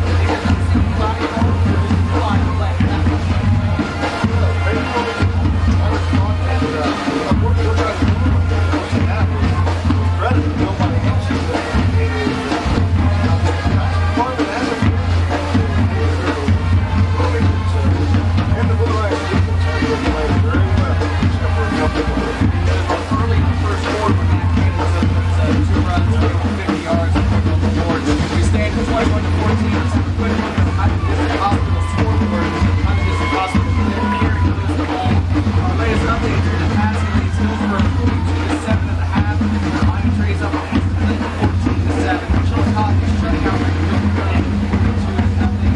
Further State League, Gates Valley is leading 45 to nothing. Chase Valley player now. Girls up a low now 21 to 15. Manning here for shut out by Carroll to nothing. Shocker. And then in the SBCs, they trace up on Lena 3 to nothing. Mike leads Huntington 20 to 7. Gates Valley shutting out something.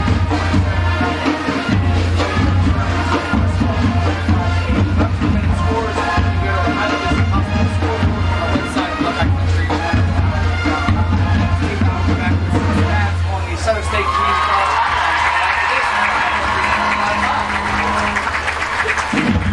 The Blue Line Marching Band is assisted by Ben Sternberger and next team advisor Nylia Trimmer.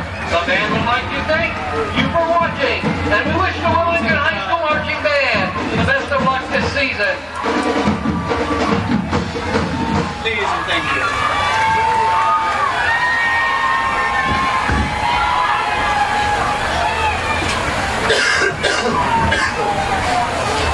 You guys want the light on in the second half or not? Are you afraid of the dark? Or Yeah, I'm just asking you. Yeah, no. No, I'm not. We like to remain. We like to It is remain way too unknown. bright. Exactly. We're nocturnal folk around here. Yeah. Yeah, they might wake us up in the middle of the game. We wouldn't know what to say, right? We're just like sleep talking. 21-14 here at the half at Gardner Park in Washington Courthouse, Ohio. Wilmington in the lead by just 7 points. Courthouse will be getting the ball to begin the second half here, Rick. And we've seen where Wilmington's struggles have lied in this first half, where they've had a couple long drives that ended in touchdowns, but then their defense, it seems like, hasn't been able to stop one key player, and that's Garrett for this Washington Blue Lion team when they're inside the red zone here on the Wilmington side of the field. What is Wilmington's defense going to have to do to be able to change that fact? Because they've given up more points tonight than they have in the previous 3 weeks. Well, and we knew two things. We knew that this was much like the Massey running offense, and look what happened last year. Wilmington found it very difficult to stop that Massey running, offense. So this is, the tune-up, I guess you could say, and this is good that they're experiencing this because then it makes them think. We knew the team was 3-3, so they didn't win 3 games, out of nowhere.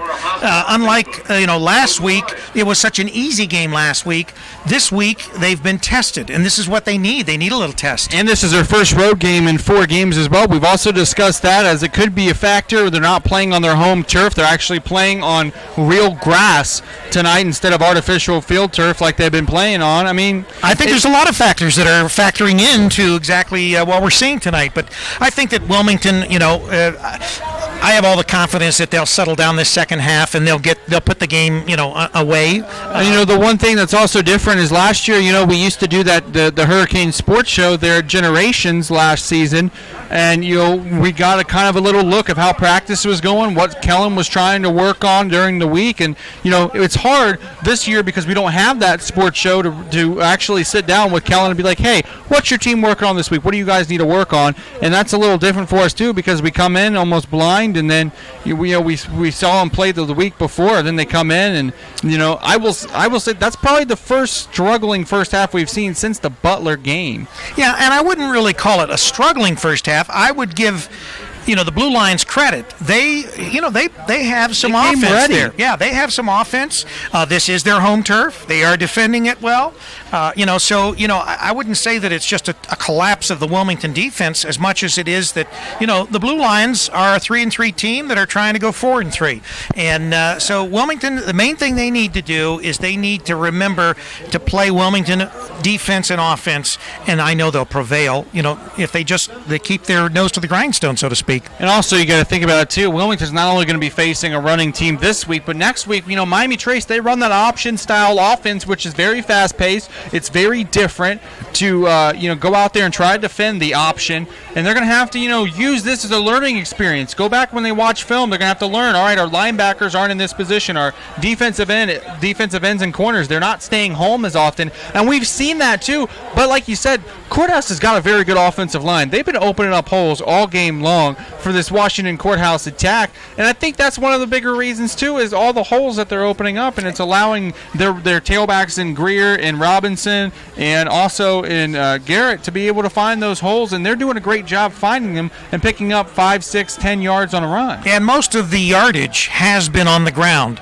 There was just one play where the offense got behind the Wilmington defense and they didn't actually score off that series of downs. Right. But they got behind with that long pass play. That's been the only real passing flaw as far as Wilmington's defense. Everything else is related to the run, and that's what they're going to face in this second half.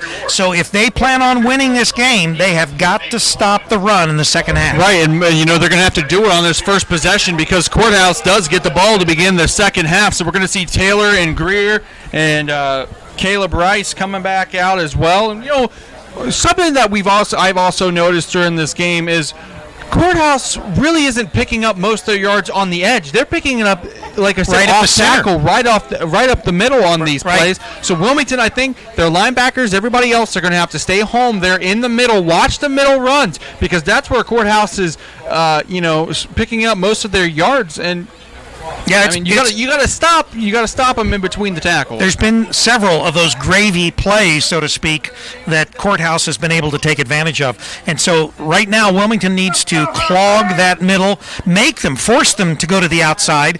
The Blue Lions are not as fast as Wilmington, and so if they have to run sideways at all, Wilmington will have the advantage. And also, you got to think about it this way too, as we get ready for the second half kickoff.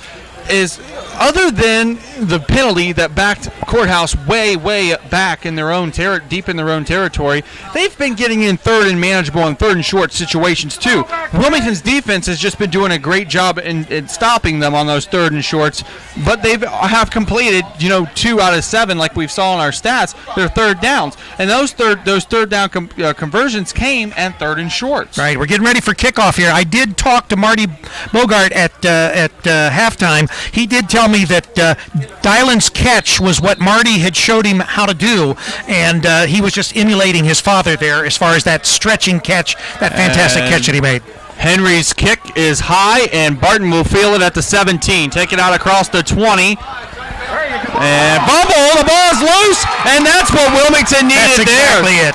Wilmington gets their first turnover of the ball game as Barton coughed it up, and now Wilmington's going to have it inside the red zone to begin the second half. And that's absolutely positively what the Blue Lions did not need to do. No. They did not need to fumble the ball so far down in their territory. We have a Wilmington player who's very, very slow to get off of the field.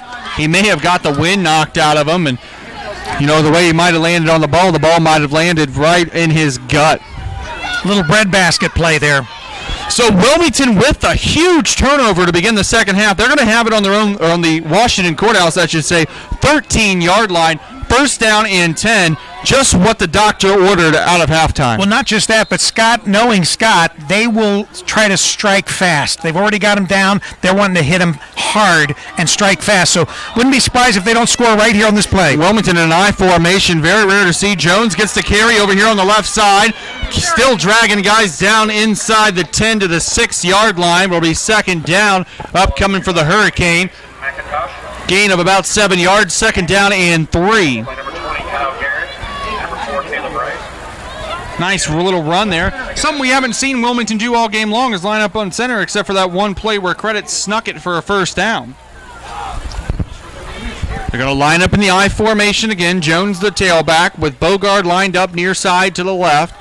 Under center is Matt Credit on second down. Takes the snap. This one's going to go to Jones. Jones going to keep his feet moving, trying to pick up that first down as he's down inside the 5 to about the 3-yard line, where it'll be first and goal for the Hurricane now. Yep, they're ready to score 3 yards out, and this will be a big score for Wilmington, going up by 2 touchdowns off this critical mistake by the Blue Lions. Ball's on the left hash. First and goal. from the 3-yard line. I formation again. Bogard lined up, and Credit's just going to keep it and go untouched up the middle for a Hurricane touchdown. Matt Credit is third rushing touchdown of the game. This one from just 3 yards out, and Wilmington's going to go back up by 2 scores. I keep waiting to hear for the cannon, right? Like we said, it's been 4 straight home games for Wilmington where we've heard a cannon, and now, they're going to have to go on the road the next 2 weeks. Dead the next silence. Yep. Henry in to attempt the PAT. Matt Credit as the holder for the Hurricane. Takes the snap. Kicks up end over end. Wilmington with a 28-14 lead over the Washington Courthouse Blue Lion with 10 minutes and 46 seconds to go in our third quarter of play. That fumble on the kickoff to begin the second half. Very, very painful for the Blue Lion there. So now Courthouse is going to have to see if they can hold on to the ball this time on this kickoff, as Wilmington will be kicking the ball off again. The officials are discussing something.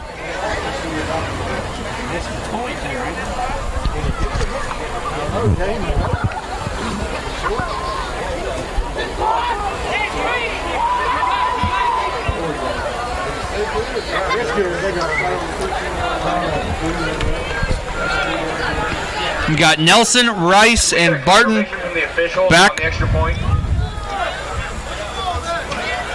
to receive the Henry kickoff. The extra point was good, so it's 28-14. Let's go, Kane! 28-14. Look at the instant replay. Yeah. Was it good?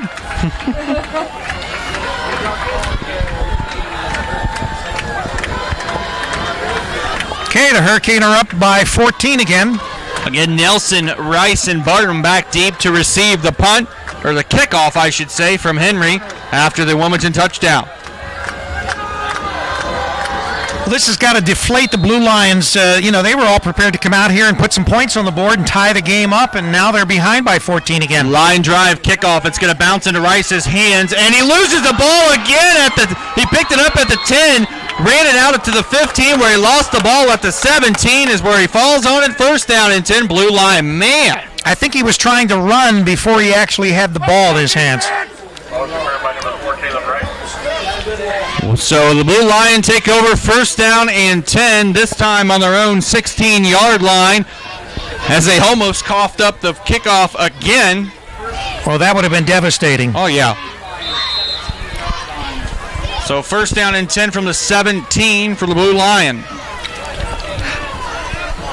Twins lined up far side left.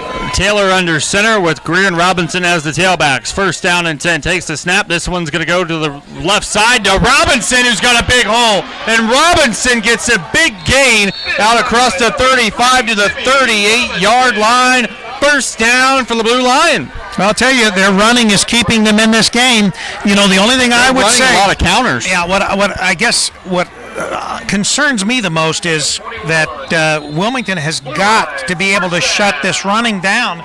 They're going to face this same running attack or a very similar running attack from Massey, and Massey, they're going to score. They're not going to be fumbling away the ball a lot. Garrett now going to get the carry up the middle, and Garrett scores 30, 40, 35, 30, down to the 25-yard line is Garrett.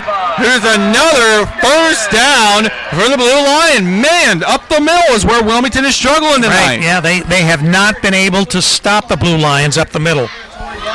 First down and 10 from the Wilmington 25-yard line now for the Blue Lion as the play comes in from the sideline. Taylor relaying it in the huddle as they break. And now Robinson is back out there at tailback. 2 setbacks. It's Greer and Robinson. 2 receivers near side right. Taylor under center barks out the signals, gives it off to Greer.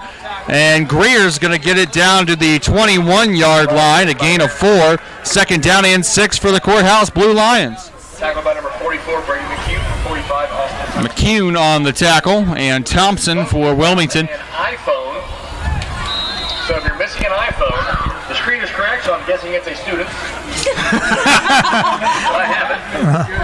Because when I was a kid, He's a funny guy, I tell you. Again, 2 receivers near side to the right. Taylor under center, 2 back set. Takes a snap. This one is up the middle to Greer again, and he's maybe going to get a yard to the 20. 3rd and 5 upcoming for Courthouse. They need to get it down to the Wilmington 15-yard line to pick up a first down. It's a big drive here to try to knock that lead back down. Well, once again, Wilmington, when the field becomes shorter and there's less room for them to work, Wilmington stiffens. It's between the 20s that they've put all this yardage up on the board, and if Wilmington can stop them here and get another opportunity with a drive here, they can maybe put this game out of reach. And Garrett's back in as a tailback here. They're going to have Greer is a single back, one receiver far side to the left on 3rd and 5, and both of them are going to move, and it's going to be an illegal shift. I think the quarterback was trying to option there, but both Garrett and Barton both moved, so it's going to be an illegal shift against Courthouse, as both officials are going to be discussing this right now. Moving back 10. No penalty flag. They're going to give the blue line, I believe, a timeout.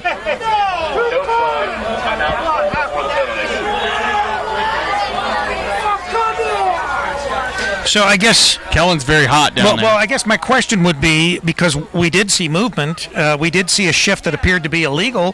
Why would they pick their hanky back up?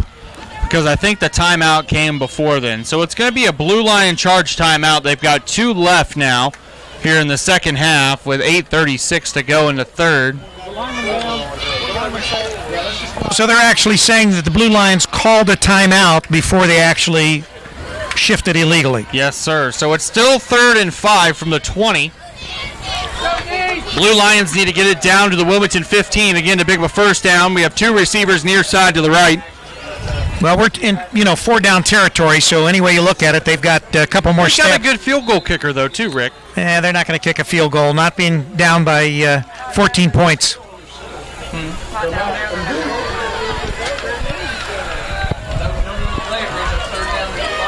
Two setbacks is Garrett and Greer. 2 receivers near side to the right. Under center is Taylor on 3rd and 5. Takes the snap, gives it to Garrett, and this time the Hurricane will stop Garrett in the backfield. Number 39 on the tackle for Wilmington. That's Joyner. I don't see a field goal coming here. 4th and 5 now, no gain. That is probably the first run. I think that's the first run all night long Wilmington has stopped up the middle. 4th down, 5 yards to go. Good call there, Rick. Blue Lions offense is still out onto the field here on 4th and 5 from the 20. Need to get it down to the 15.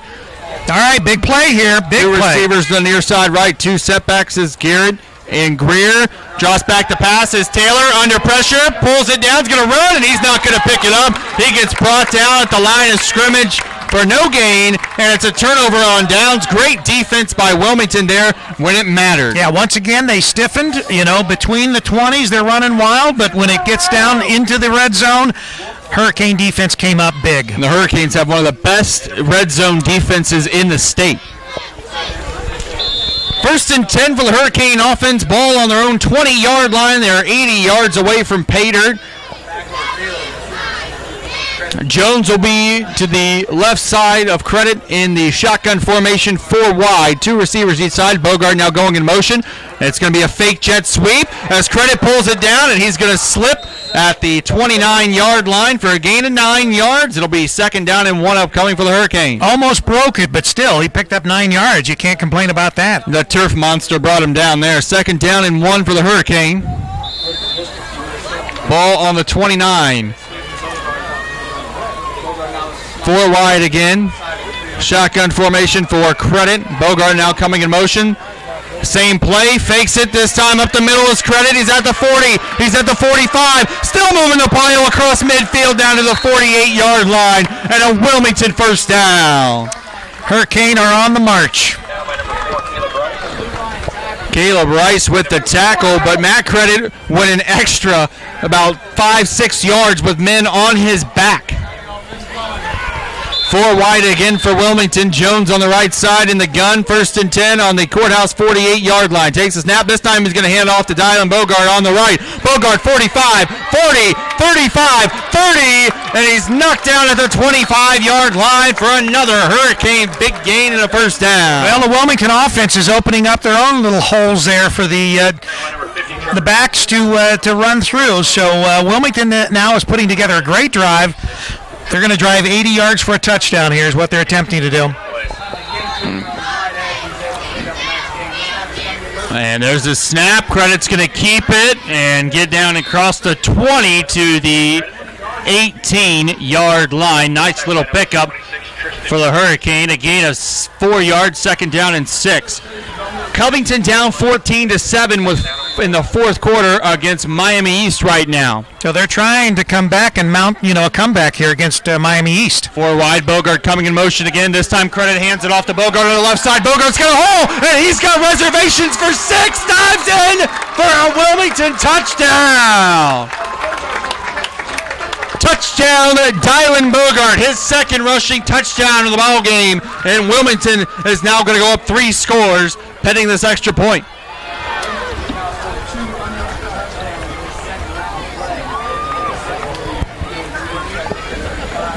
Henry coming in to attempt the PAT. Matt Credit will be the holder.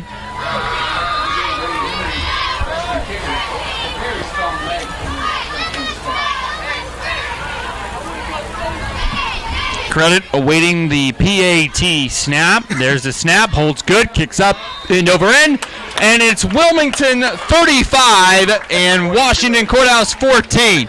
6 minutes and 22 seconds left to go in our third quarter of play. You're listening to Hurricane Football live on CampusNation.com, the sports animal, your home for high school and college sports. And we'd like to thank Bogart Southern Barbecue bringing you this action. And just stop in and tell Marty that you appreciate all of the game activity that he's bringing you tonight. Give him a call, 937-655-8100. And while you're at it, stop in and try some Southern Barbecue. We should get Marty to bring us some barbecue up for the Massey game. The Massey game. We'll make Marty bring barbecue for, well, of course, then what do? Feed the press box? No, you got to feed the whole press box. All right. Well, we'll see what we can arrange. Marty would have to be open late for that one.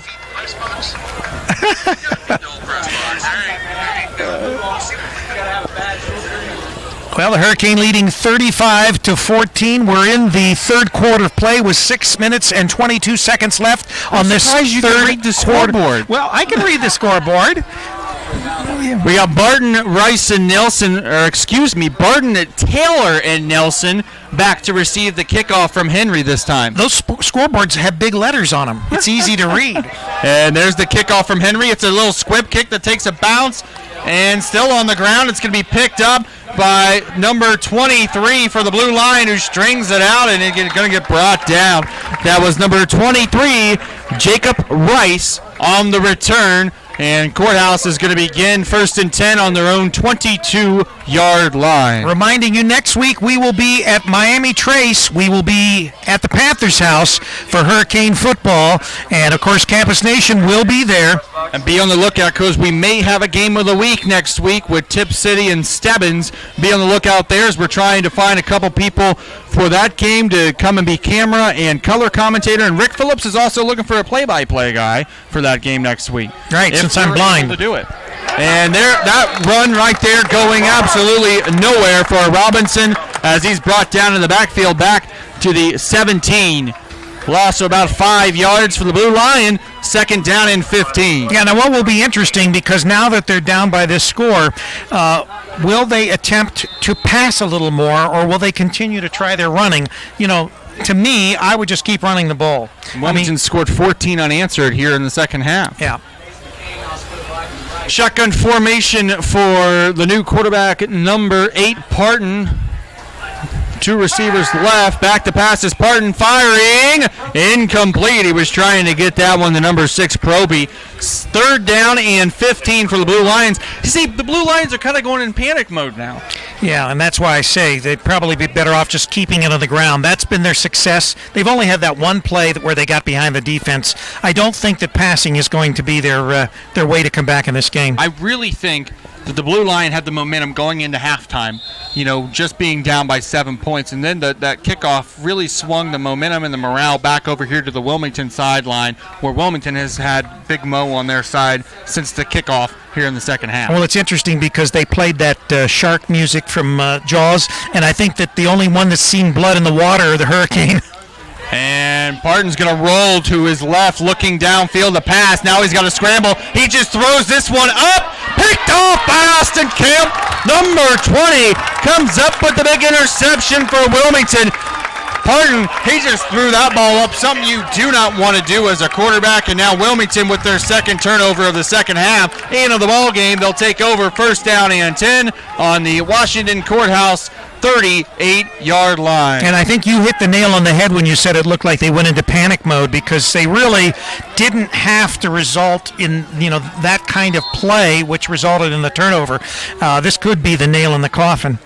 See, Courthouse right there, that quarterback Parton, he needed to just throw the ball away or take a sack down there. Don't risk a turnover, and he risked a turnover, and Camp picked it off. And Wilmington now has the ball in great field position. We've got two receivers near side left, two receivers far side right. In the gun is Credit. Better hurry up and get this play off here. Takes the snap, fakes to Bogard. He's going deep for the kill, and that one's going to be picked off by number 1, Barden, and Courthouse gets the ball right back. First and 10 on their own 12-yard line. Well, at least Wilmington gained some yardage in that exchange. Kind of a battle of field position right there is what Rick's referring to. Right.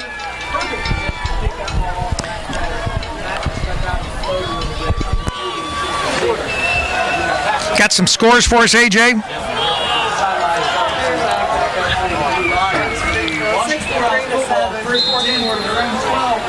Beaver Creek 28, Springfield 28, fourth quarter. Oh, tied up 28-28. Beaver Creek, the Beavers, and the Springfield Wildcats. The Pickwa score was wrong earlier. Two-back set, two receivers far side to the left.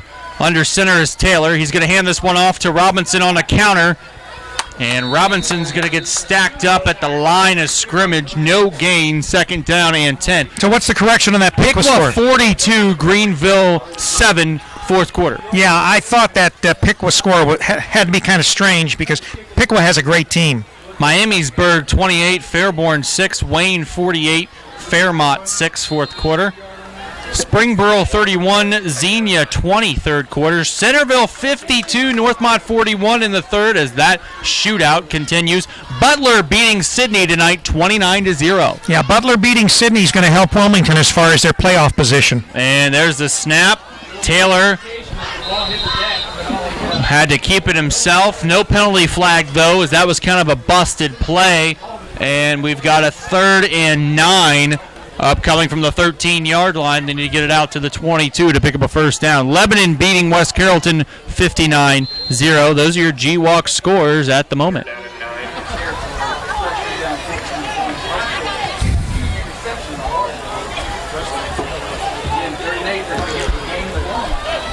Third down and 9 yards to go. Shotgun formation for Taylor. Two backs next to him is Garrett and Greer. Two receivers near side right, one far side left. Taylor takes the snap, just back to pass, and he's hit as he throws it, and it's incomplete. What a hit by the Wilmington defender, and now it's going to be fourth down in a punting situation. Taylor is very, very gingerly trying to walk off the sideline there after that smacking hit. Yeah, that was a monster hit there that Wilmington put on Taylor. Parton will come in to punt this one away as Dylan Bogard way back to receive it. Parton standing on his own goal line, while Bogard is standing on the Courthouse 40-yard line. Wilmington should have snap. Good field position here. Parton gets it away. Nice high spiraling punt. They got to get away from it here. It's going to bounce straight out of bounds at the 40, where Wilmington's offense takes over. First down and 10, 3:37 to go in the third quarter, and a 35-14, 21-point lead for the Wilmington Hurricane. Kenton Ridge and Springfield Shawnee all tied up 21 apiece right now in the CBC. Indian Lake 31, Northwestern 7 in the third quarter. Stebbins 22, Tecumseh 0. Ben Logan 22, Urbana 7, and Tip City 35, Bell Fountain 7. Those are your Central Buckeye Conference scores. Credit with an empty backfield, 5 wide receivers. Bogard comes in motion. Credit fakes it to him, keeps it himself, and this time he's maybe going to get a yard. It'll be second down. Derek Wade. Tackled by number 62, Derek Wade. No gain on the ball. Nice job, Derek Wade. He's fighting through the defender. No gain. Wrapping Second down up and Matt 10. Credit and taking him down. Second and 10 from the 40. Second down and 10 from the 40-yard line. Jones on the left side of Credit with 4 wide receivers in the gun. Takes the snap. This time he's going to hand it off to number 32, Merritt. Tony Merritt gets a yard to the 39, and it's now third down and 9 upcoming for the Hurricane. Under 3 minutes to play here in the third quarter. Tackled by 62, Derek Wade. 4 wide again. Credit in the gun. Merritt going in motion. Credit fakes it to him. He keeps it himself. He's got a first down and much more inside the 30 down to the 25-yard line for a Hurricane first down and a gain of 14. Tackled by number 30. Nice gain there for the Hurricane. They're on the move again. This third quarter has been all Wilmington, Rick. Yeah, and except for that exchange of interceptions, it has been all Hurricane. Wilmington's got 2 turnovers, and Courthouse has got 2 turnovers as well. 4 wide on first and 10. Credit in the gun with Jones on his right side. 2 receivers on each side. Credit waits the snap. It's a straight quarterback keeper. He finds a big hole, breaks a couple tackles. Matt Credit still on his feet, dragging his guys down inside the 10-yard line, down to the 7. First down and goal to go for the Hurricane. Nice run for Matt Credit.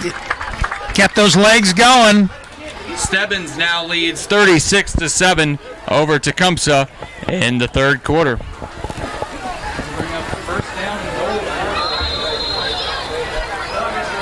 Gain of 18 on the play.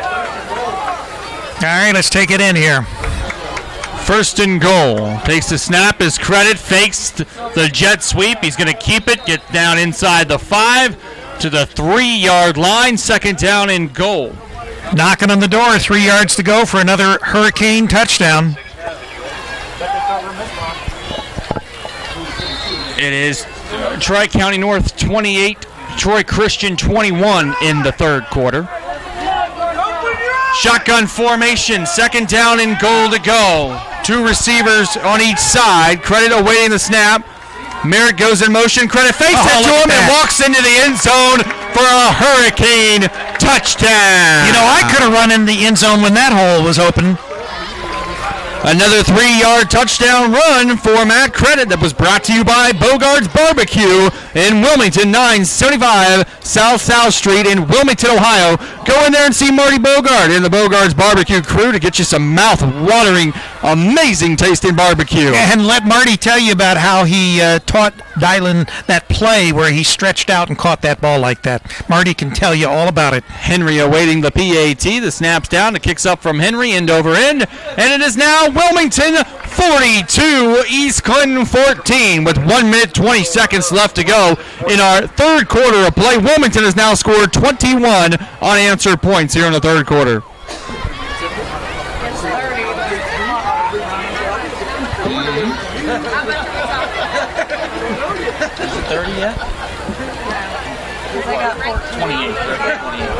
Wilmington up by 28 points, just needing another touchdown or a field goal to make it over a 30-point lead, which would give us a running clock. But we are still at a 28-point lead. Wilmington getting ready to kick the ball off. 1:20 left to go in our third quarter of play. You've been listening to live Hurricane football on CampusNation.com, the sports animal. your home for high school and college sports. I'm AJ Ganger with Rick Phillips as my color man and Rachel Hargrave on our camera. We will be able to see the great HD quality video tomorrow afternoon on our website, our Roku channel as well, and on our app. Hey, we got it all, baby. Taylor, Nelson, and Barton back deep to receive the kickoff from Henry.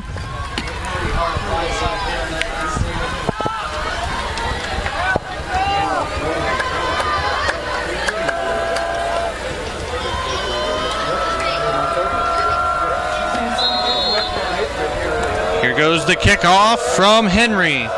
This one is a squib kick that takes a high bounce into the hands of number 23, Rice, who spins down at the 35-yard line where the Blue Lions take over. First down in 10, and their offense has totally been stifled here in the second half, Rick. They haven't been able to get their running game going except on that one drive where they turned it over on downs inside the 20-yard line. They've had a couple turnovers here, one on special teams, one interception that was just thrown up by Pardon. And yeah, it's been a disappointing second half for the Blue Lions for sure. And Pardon's coming back out as quarterback. He has Robinson and Greer behind him with one receiver far side left. This one's going to go up to the big man Greer, and he drags his way down to the 38-yard line for a pickup of 3, second down and 7.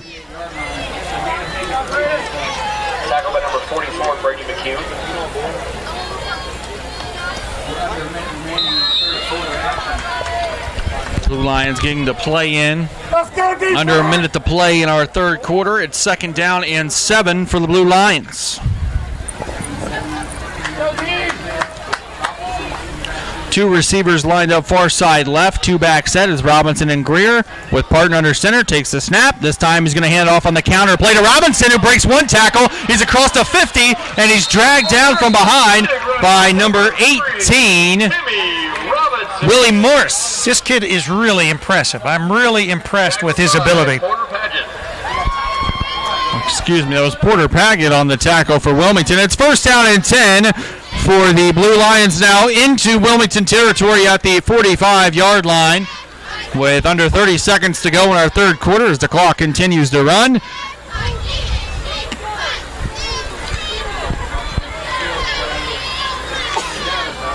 Robinson comes out of the game as he was limping a little bit.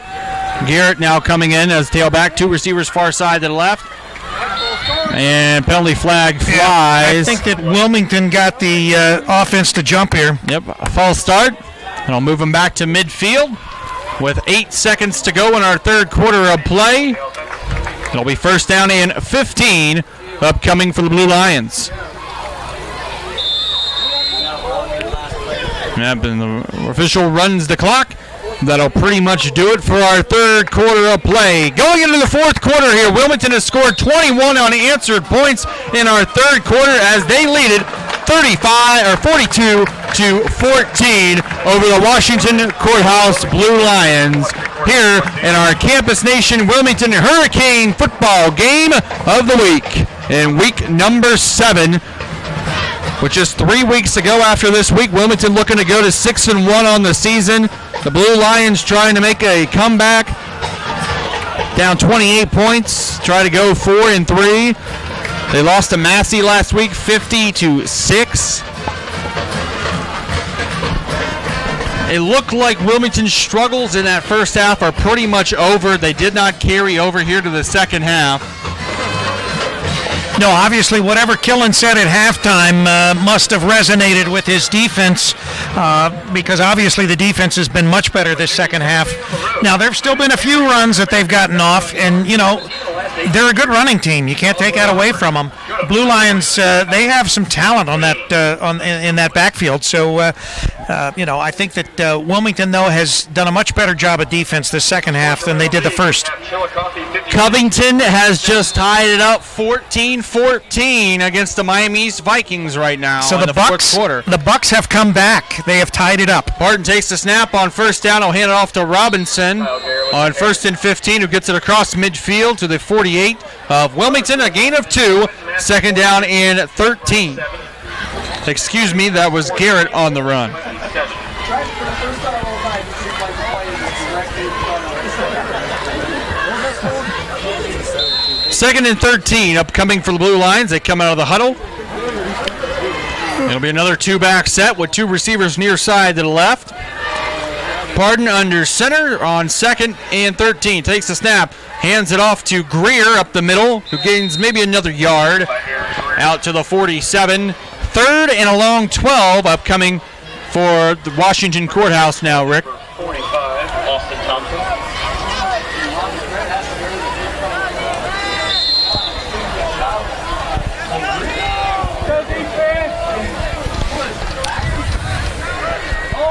Big third down here for Washington Courthouse. Two-back set again. Pardon under center. Two receivers far side to the right. Takes the snap. Looking for the screen and looking for a throw. Wide open down the sideline. And it's going to be a Courthouse touchdown to Proby. Pardon threw it to Burton, who threw it downfield to Proby for the touchdown, 47 yards. Great time for a trick play there from Washington Courthouse, Rick.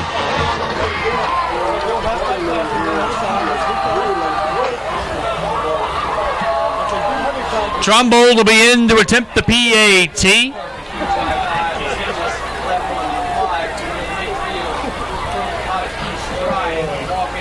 No soup for you. Waiting the snap. There's the snap. And it's a fake! It's a fake! And Taylor gets brought down back at the 20-yard line. The two-point conversion is no good. So with 10:44 left to go in our fourth quarter of play, it's now Wilmington 42 and Washington Courthouse 20. Yeah, and I really don't understand why you'd go for two there. Just touchdown. Hit the touchdown. No, you got it wrong. Oh, Go back. Oh, I understand. I know how busy it gets back there, man. Don't worry, you're not getting the attitude from me. It sounds like you're raising my voice. I'm raising my voice from that last one. Hey.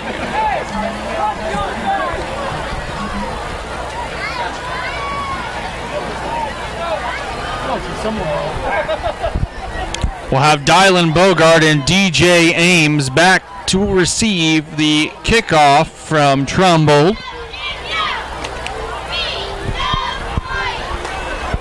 Jesus Harris is coming in.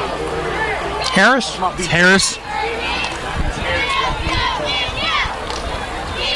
So that's Harris, number 28, and Dylan Bogart, number 25, back to receive the kickoff from Trumbull.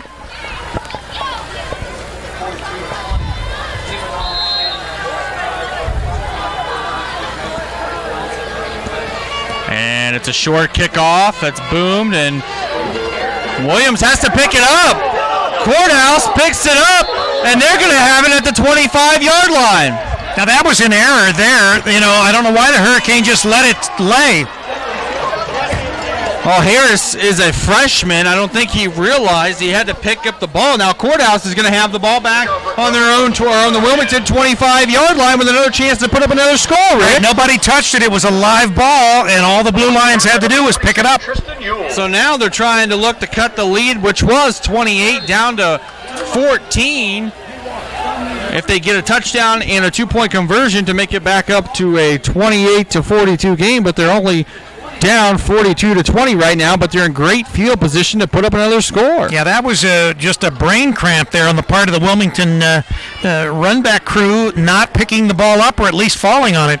Rice goes in motion. Pardon's going to throw it over the middle, and it's incomplete, intended for Robinson, and penalty flags are going to fly. That will most likely be interference against Wilmington.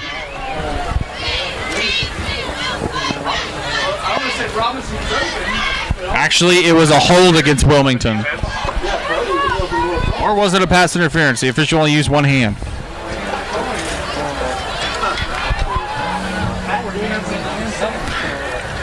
Let's go to the replay booth and find out.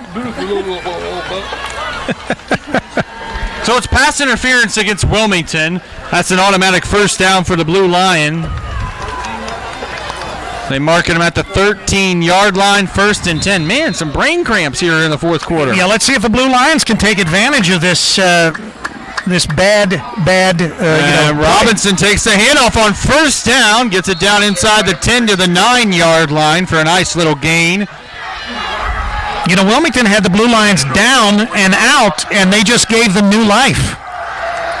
4-yard gain, 2nd down and 6. 2nd down 5.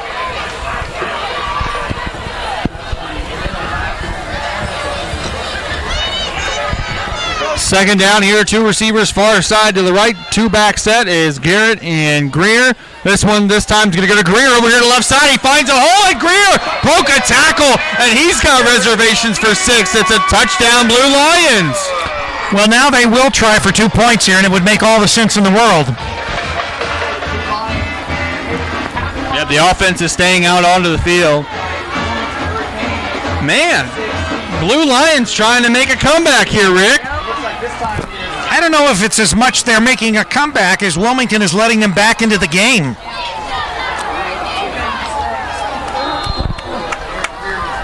Scott Cullen's hair has to be on fire I know. at this point. Scott will not like this.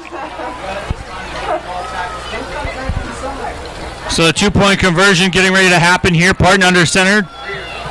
2-back set, 1 receiver to the right. Takes the snap, hands it off to Garrett. No, it's a keeper. They actually gave it off to Barton, and Barton is into the end zone for a touchdown. Hit the X. Hit the X. Hit the X. Hey.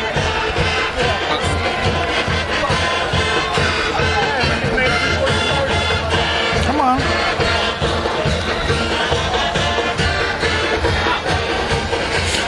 So now, with 10 minutes and 2 seconds to go in the ball game, it is now 42-28 Wilmington, as Courthouse has now scored 14 unanswered.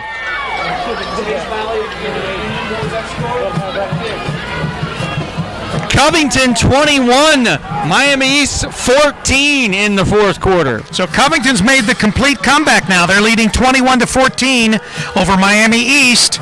The Bucks have stormed back. And Tri-County North is now leading Troy Christian 35-21. Well, this is going to be a critical set of downs for Wilmington. They've got to not make any critical errors, no more cramps, and no more letting the Blue Lions, get the momentum that they need to get back in this game. And Matt Credit and Dylan Bogard will be back to receive the kickoff. I believe that's Matt. Is Credit back there? Nope, that's Marlon Frisco. Oh, okay. I was going to say, I wouldn't think Credit would be back to receive a... Sure. Trumbull in to kick this one off, and it's going to be an onside kick, and it was touched by the Blue Lion before. Actually, it's an offsides against the Blue Lion. Offside. So Wilmington's going to decline the penalty. Let's go, Hurricane! One thing's for certain, Wilmington wasn't going to let that ball just roll. Actually, I think they have to re-kick it. No, he's going to decline it.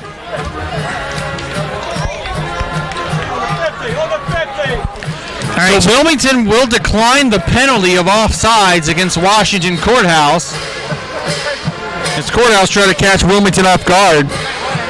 well, that's true, and they had everything going for them. They already had Wilmington off, balance, and trying the offside kick was not a bad, process there as far as for them to attempt.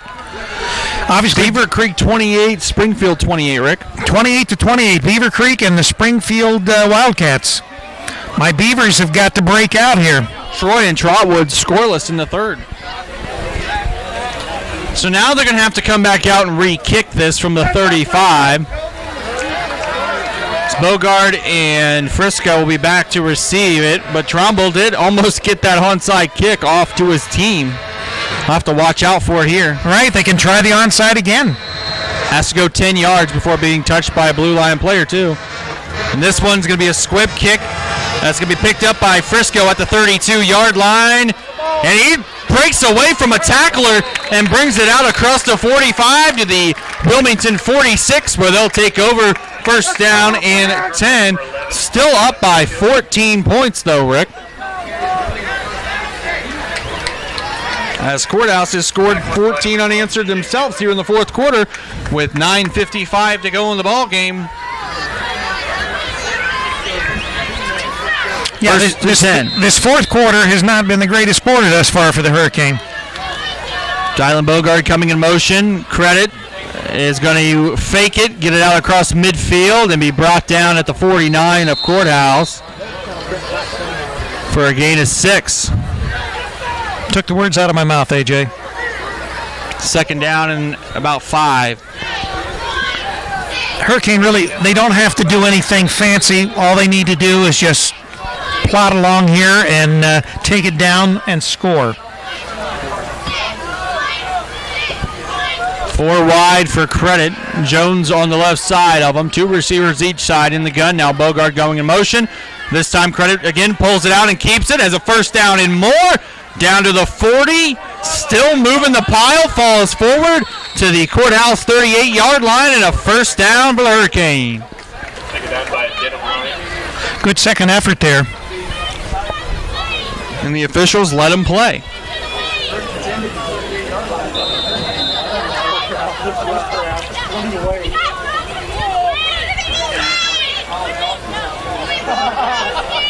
Four wide pistol formation. Jones behind Credit.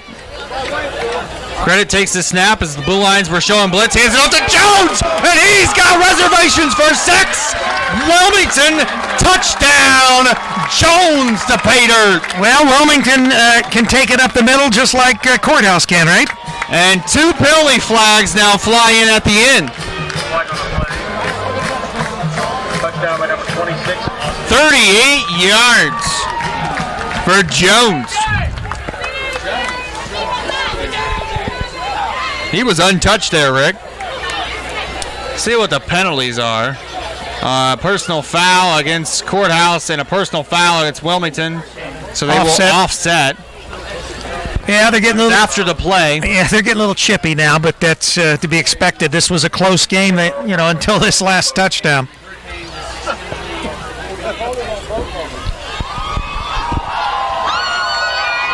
Oh, we got the wave started here. Looks like the Courthouse side has pretty much cleared out over there, Rick.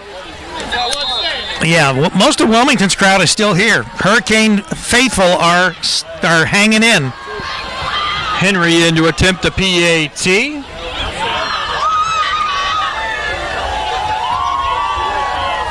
Kicks up, end over end, and good. 49 to 28, Wilmington in the lead. All right, we got 60. Let's get some scores, please.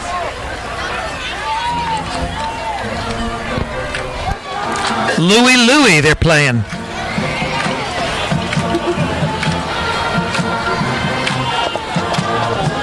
That's the Wilmington pep band, I think, that's over there. Yep. Or is it their marching band? I think that's their marching band. Yeah.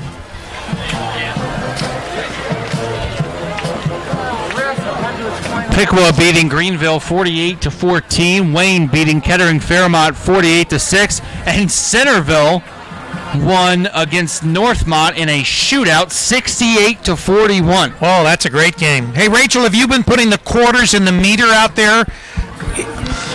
Yeah, or visible quarters. Well, did you do it for Buckeye Country too? Because we don't want them to have their vehicle towed away. That would be funny. Covington shocks Miami East 21 to 20. Oh wow, 21 to 20. That was a barn burner. Man, should have done that game.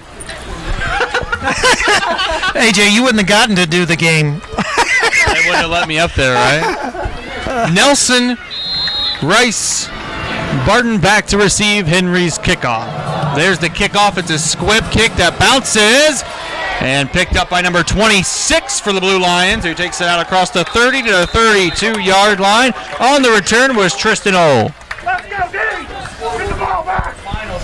Line of scrimmage will be the 31-yard line. First down and 10 with 8:43 left to go in the ball game. Wilmington back up by 21.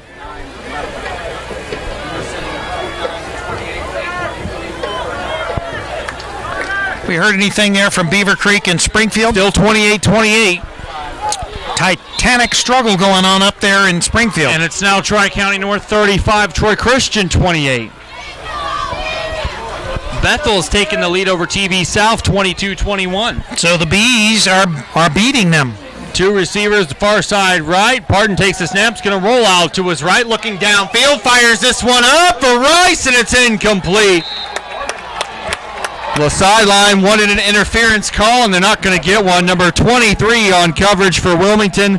That's Salone Marsh. Second down and 10 upcoming for the Blue Lions. This has been a very long game. It's almost 10 o'clock. Well, the clock has, usually Wilmington's games end up with a clock that doesn't stop because Wilmington has such a lead. This game obviously has not been that, so we've had a regular clock the whole game. Haven't been able to manage a 30-point lead yet. Two receivers far side to the right, two backs set. Robinson and Greer behind Pardon. Takes the snap. Greer's going to get the carry. And he stopped at the line of scrimmage. He maybe got a yard, if that, third down. Ball is carried by Aaron Greer. Taken down by an extreme low-pressure system. More of that stand-up humor there. Hey, don't forget, next week we're at Miami Trace. The Panthers are hosting the Hurricane for another SCOL struggle here between two teams. We'll be there for all the action. Tune in. We'll start at 7:15 with our pregame, with the game to follow at 7:30. Two receivers lined up on the far side right, one near side left. Pardon takes a snap in the gun. He's going deep. Has a man. Incomplete, as Proby couldn't reel that one in. He got behind the defense there, and now it's 4th and 10. Now, that was the second or third time that they've managed to get behind Wilmington's defense, and all the quarterback would have had to have done was lay it in his hands, and that would have been a TD. And they're going to have to punt this one away now. Yeah, now this might be a situation where, if all else fails, they may try a little trickery here. So Wilmington needs to be aware that there might be some trickery afoot. Pardon will be in to punt this one away to Dylan Bogart, who's standing back on his own 45-yard line, awaiting the punt. Watch the ball being hiked to the up man. There's the snap, high snap, it's pulled down. Nice high spiraling kick that might have some backspin on it, but it's going to take a courthouse bounce down to the Wilmington 42-yard line where their offense will take over. 7 minutes and 40 seconds remaining in the ball game. Wilmington 49, Washington Courthouse 28. As you're listening to live Hurricane football on CampusNation.com, the sports animal, your home for high school and college sports. And once again, wanting to thank Marty Bogart for bringing us all this Hurricane action. Give Marty a call, 937-655-8100. Put your order in for some of that delicious Southern barbecue. Hey, it is good. That barbecue with the coleslaw on it and everything. Oh, I love it. I love it. Beavers beat Springfield 31-28. All right, 31-28. Beaver Creek over Springfield. That's a final. Beaver Creek goes to 6-1. Credit in the I formation this time. He play action. Now he's going to fire it across his body. He did take a shot in the backfield. Pass was intended for number 31, Garrett Hickey. So Second and 10. Right now, Beaver Creek just trailing in their division Wayne, who is undefeated. Wayne is my pick for our next state champion in Division 1. As much as I'd like to pick the Beavers. I think Coleraine is going to be your champion. Nah. Coleraine versus Wayne. Well, that game. No, I mean, Coleraine could play Wayne in the playoffs. Pistol formation with Jones behind. Credit for wide receivers. On 2nd and 10, takes a snap, hands it off to Jones, who's trying to find a hole up the middle. He's still moving the pile down to midfield. And, of course, we had that game of the week with Coleraine and Mason from Mason High School. Yeah, check out that video. That game was awesome. That was an interesting game where they actually parachuted the game ball in at the beginning of the game. That was really incredible. Gain of 7 yards by Jones on second down. 3rd and 3 for the Hurricane at midfield. And they had like 6,500 at that game. And there's the blitz. And Jones is brought down back at the 49-yard line for a loss of a yard. 4th and 4 upcoming for your Wilmington Hurricane.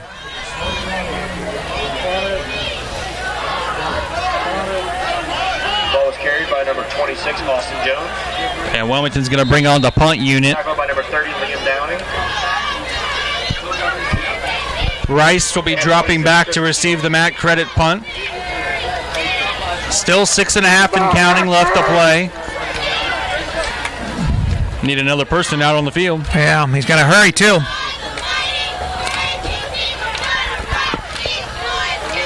All right, we're set to go. There's a snap. It takes a bounce into Credit's hands, but he gets off a beauty. It's going to take a bounce at the 22 and now go inside the 20 and be down at about the 7 or 18-yard line. So they're going to have about takes over. 82 yards to drive. 18-yard line, first down and 10.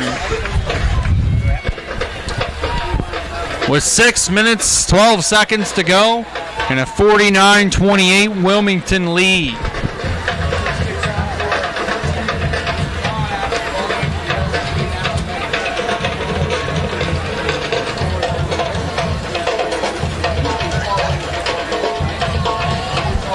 It's been a beautiful night for football. I love it. Oh, yeah.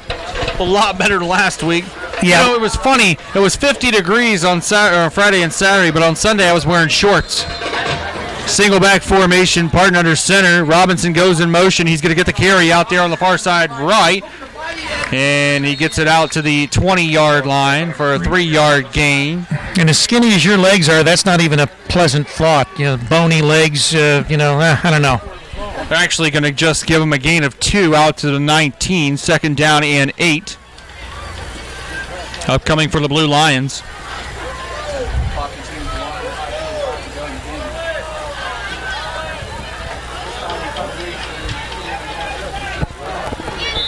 Blue Lions come out of the huddle. Garrett and Greer, the two setbacks with one receiver on each side. Parton under center. 2nd and 8. Takes the snap, hands it off to Garrett up the middle, breaks free a hole, and he's knocked down. But not before he picks up a first down to the... Actually, no, the officials stopping him. It's a first down at the courthouse 28-yard line. Gain of 8. 1st and 10 for the Blue Lions. Now, see, when they were in that panic mode a while back, I would have thought that, instead of being in the panic mode, they would have kept running it. Now they're doing just the opposite. They're running it when they should be in panic mode because they're running out of time. Two-back set again this time. It's a play-action pass over the middle, completed to number 35, McCain, and he's got a first down into Wilmington territory at the 46 of Wilmington. A good little pitch and catch from Parton to McCain. Gain of 26, good enough for a Blue Lion. First down. Again, the Blue Lion stands over there looking a little sparse after Wilmington opened up that 21 unanswered third quarter. 1st and 10, wing formation. Garrett goes in motion, and he's going to get it on the sweep, and he's chopped down in the backfield by Porter Paget. Tackled by number 16. Gets a loss of 2 back to the 48 of Wilmington. 2nd down and 12. Folks, we have a special birthday in the stadium tonight. It's not my birthday. Down in front of me, you'll see a beautiful camouflage hat. Paul Greer's birthday today. One receiver each side, two-back set. It's Garrett and Greer. Oh, we're going to get a little serenade here, I think. Parton takes, draws back, fires, completed on the far sideline to Burton, who's dragged down inside the 20-yard line. First down, Blue Lions. And the tackle is by number 1, Brad Keller. Keller was on coverage. He just got beat there. Now it's first down and 10. Line of scrimmage to Wilmington 17. First down. Blue Lions trying to put up another score here. They've scored the most points of any team in the past 3 games that Wilmington has played. Well, they've obviously they've started to be more balanced in their attack. You know, they've managed to get some passes behind the defense, you know, as well as running the ball so well. 2 back set, 1 receiver far side right. The snap, the handoff goes to Robinson on the right side, who's dragged down from behind, back at the 19-yard line. A gain, or a loss, I should say, of 2. Frisco on the tackle. 2nd down and 12.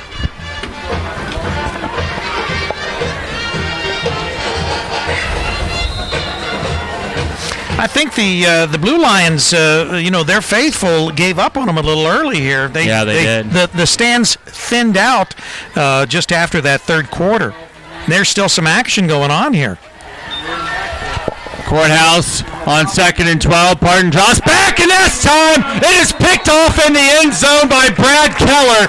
He was waiting for it as he tried to fit it into Proby, and it's going to be a turnover in the end zone, and Wilmington will have it 1st down and 10 on their own 20-yard line with 2:57 left to go and a 49-28 lead.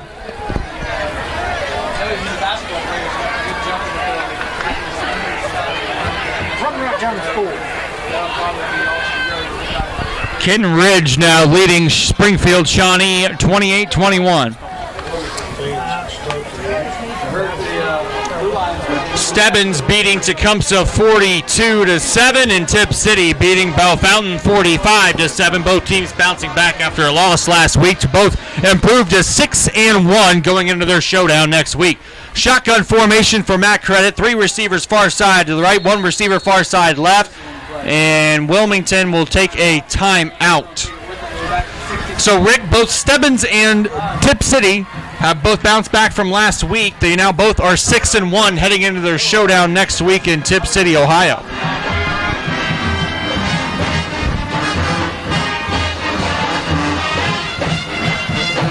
And Kenton Ridge fighting for their life against Springfield Shawnee, as they're trying to go to 6-1 as well. They're only up 28-21.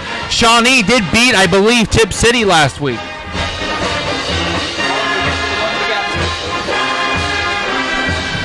So Wilmington with 2 timeouts remaining. They weren't set, or the top play clock was actually running out, I believe, on them. So they'll come back out 1st and 10. On their own 20-yard line with trips out to the right side. 1 receiver far side left. Credit will be in the gun. On 1st down. Takes the snap. Hands it off to Marlon Frisco.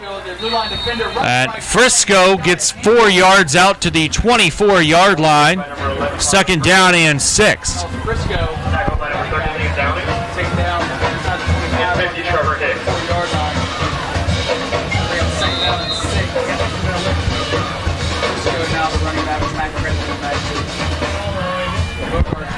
Frisco staying in the ball game.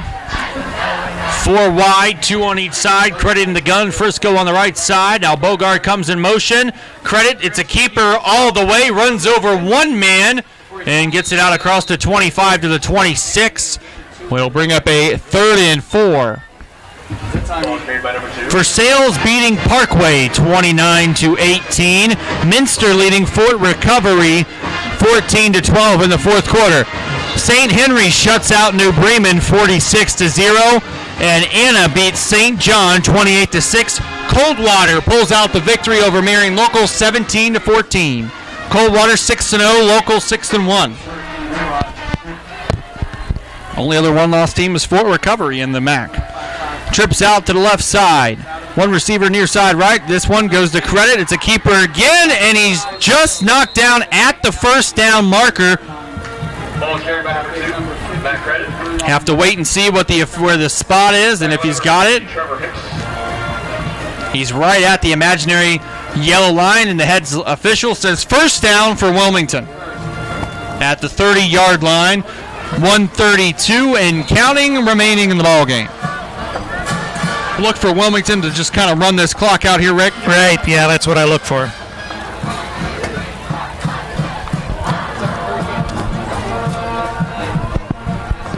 I formation, Frisco the tailback. Bogard lined up over here near side right as a receiver. Credit takes the snap, hands it off to Marlon Frisco. Off tackle, has got a big hole. 45, 50, 40, and Frisco's dragged down in Blue Lion territory at the 32-yard line. Big run by Marlon Frisco. Yeah, he looked like he was off to the races there. Just barely got tackled. Yeah, had one man to beat. Gain of 38 on the play. 38-yard gain. Under a minute left to go now. And I believe Credit's going to line up in victory formation and take a knee. The officials come in to protect the players.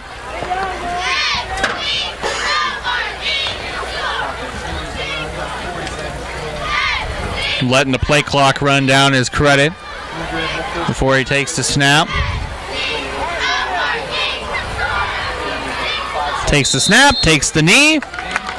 And that's going to do it, folks.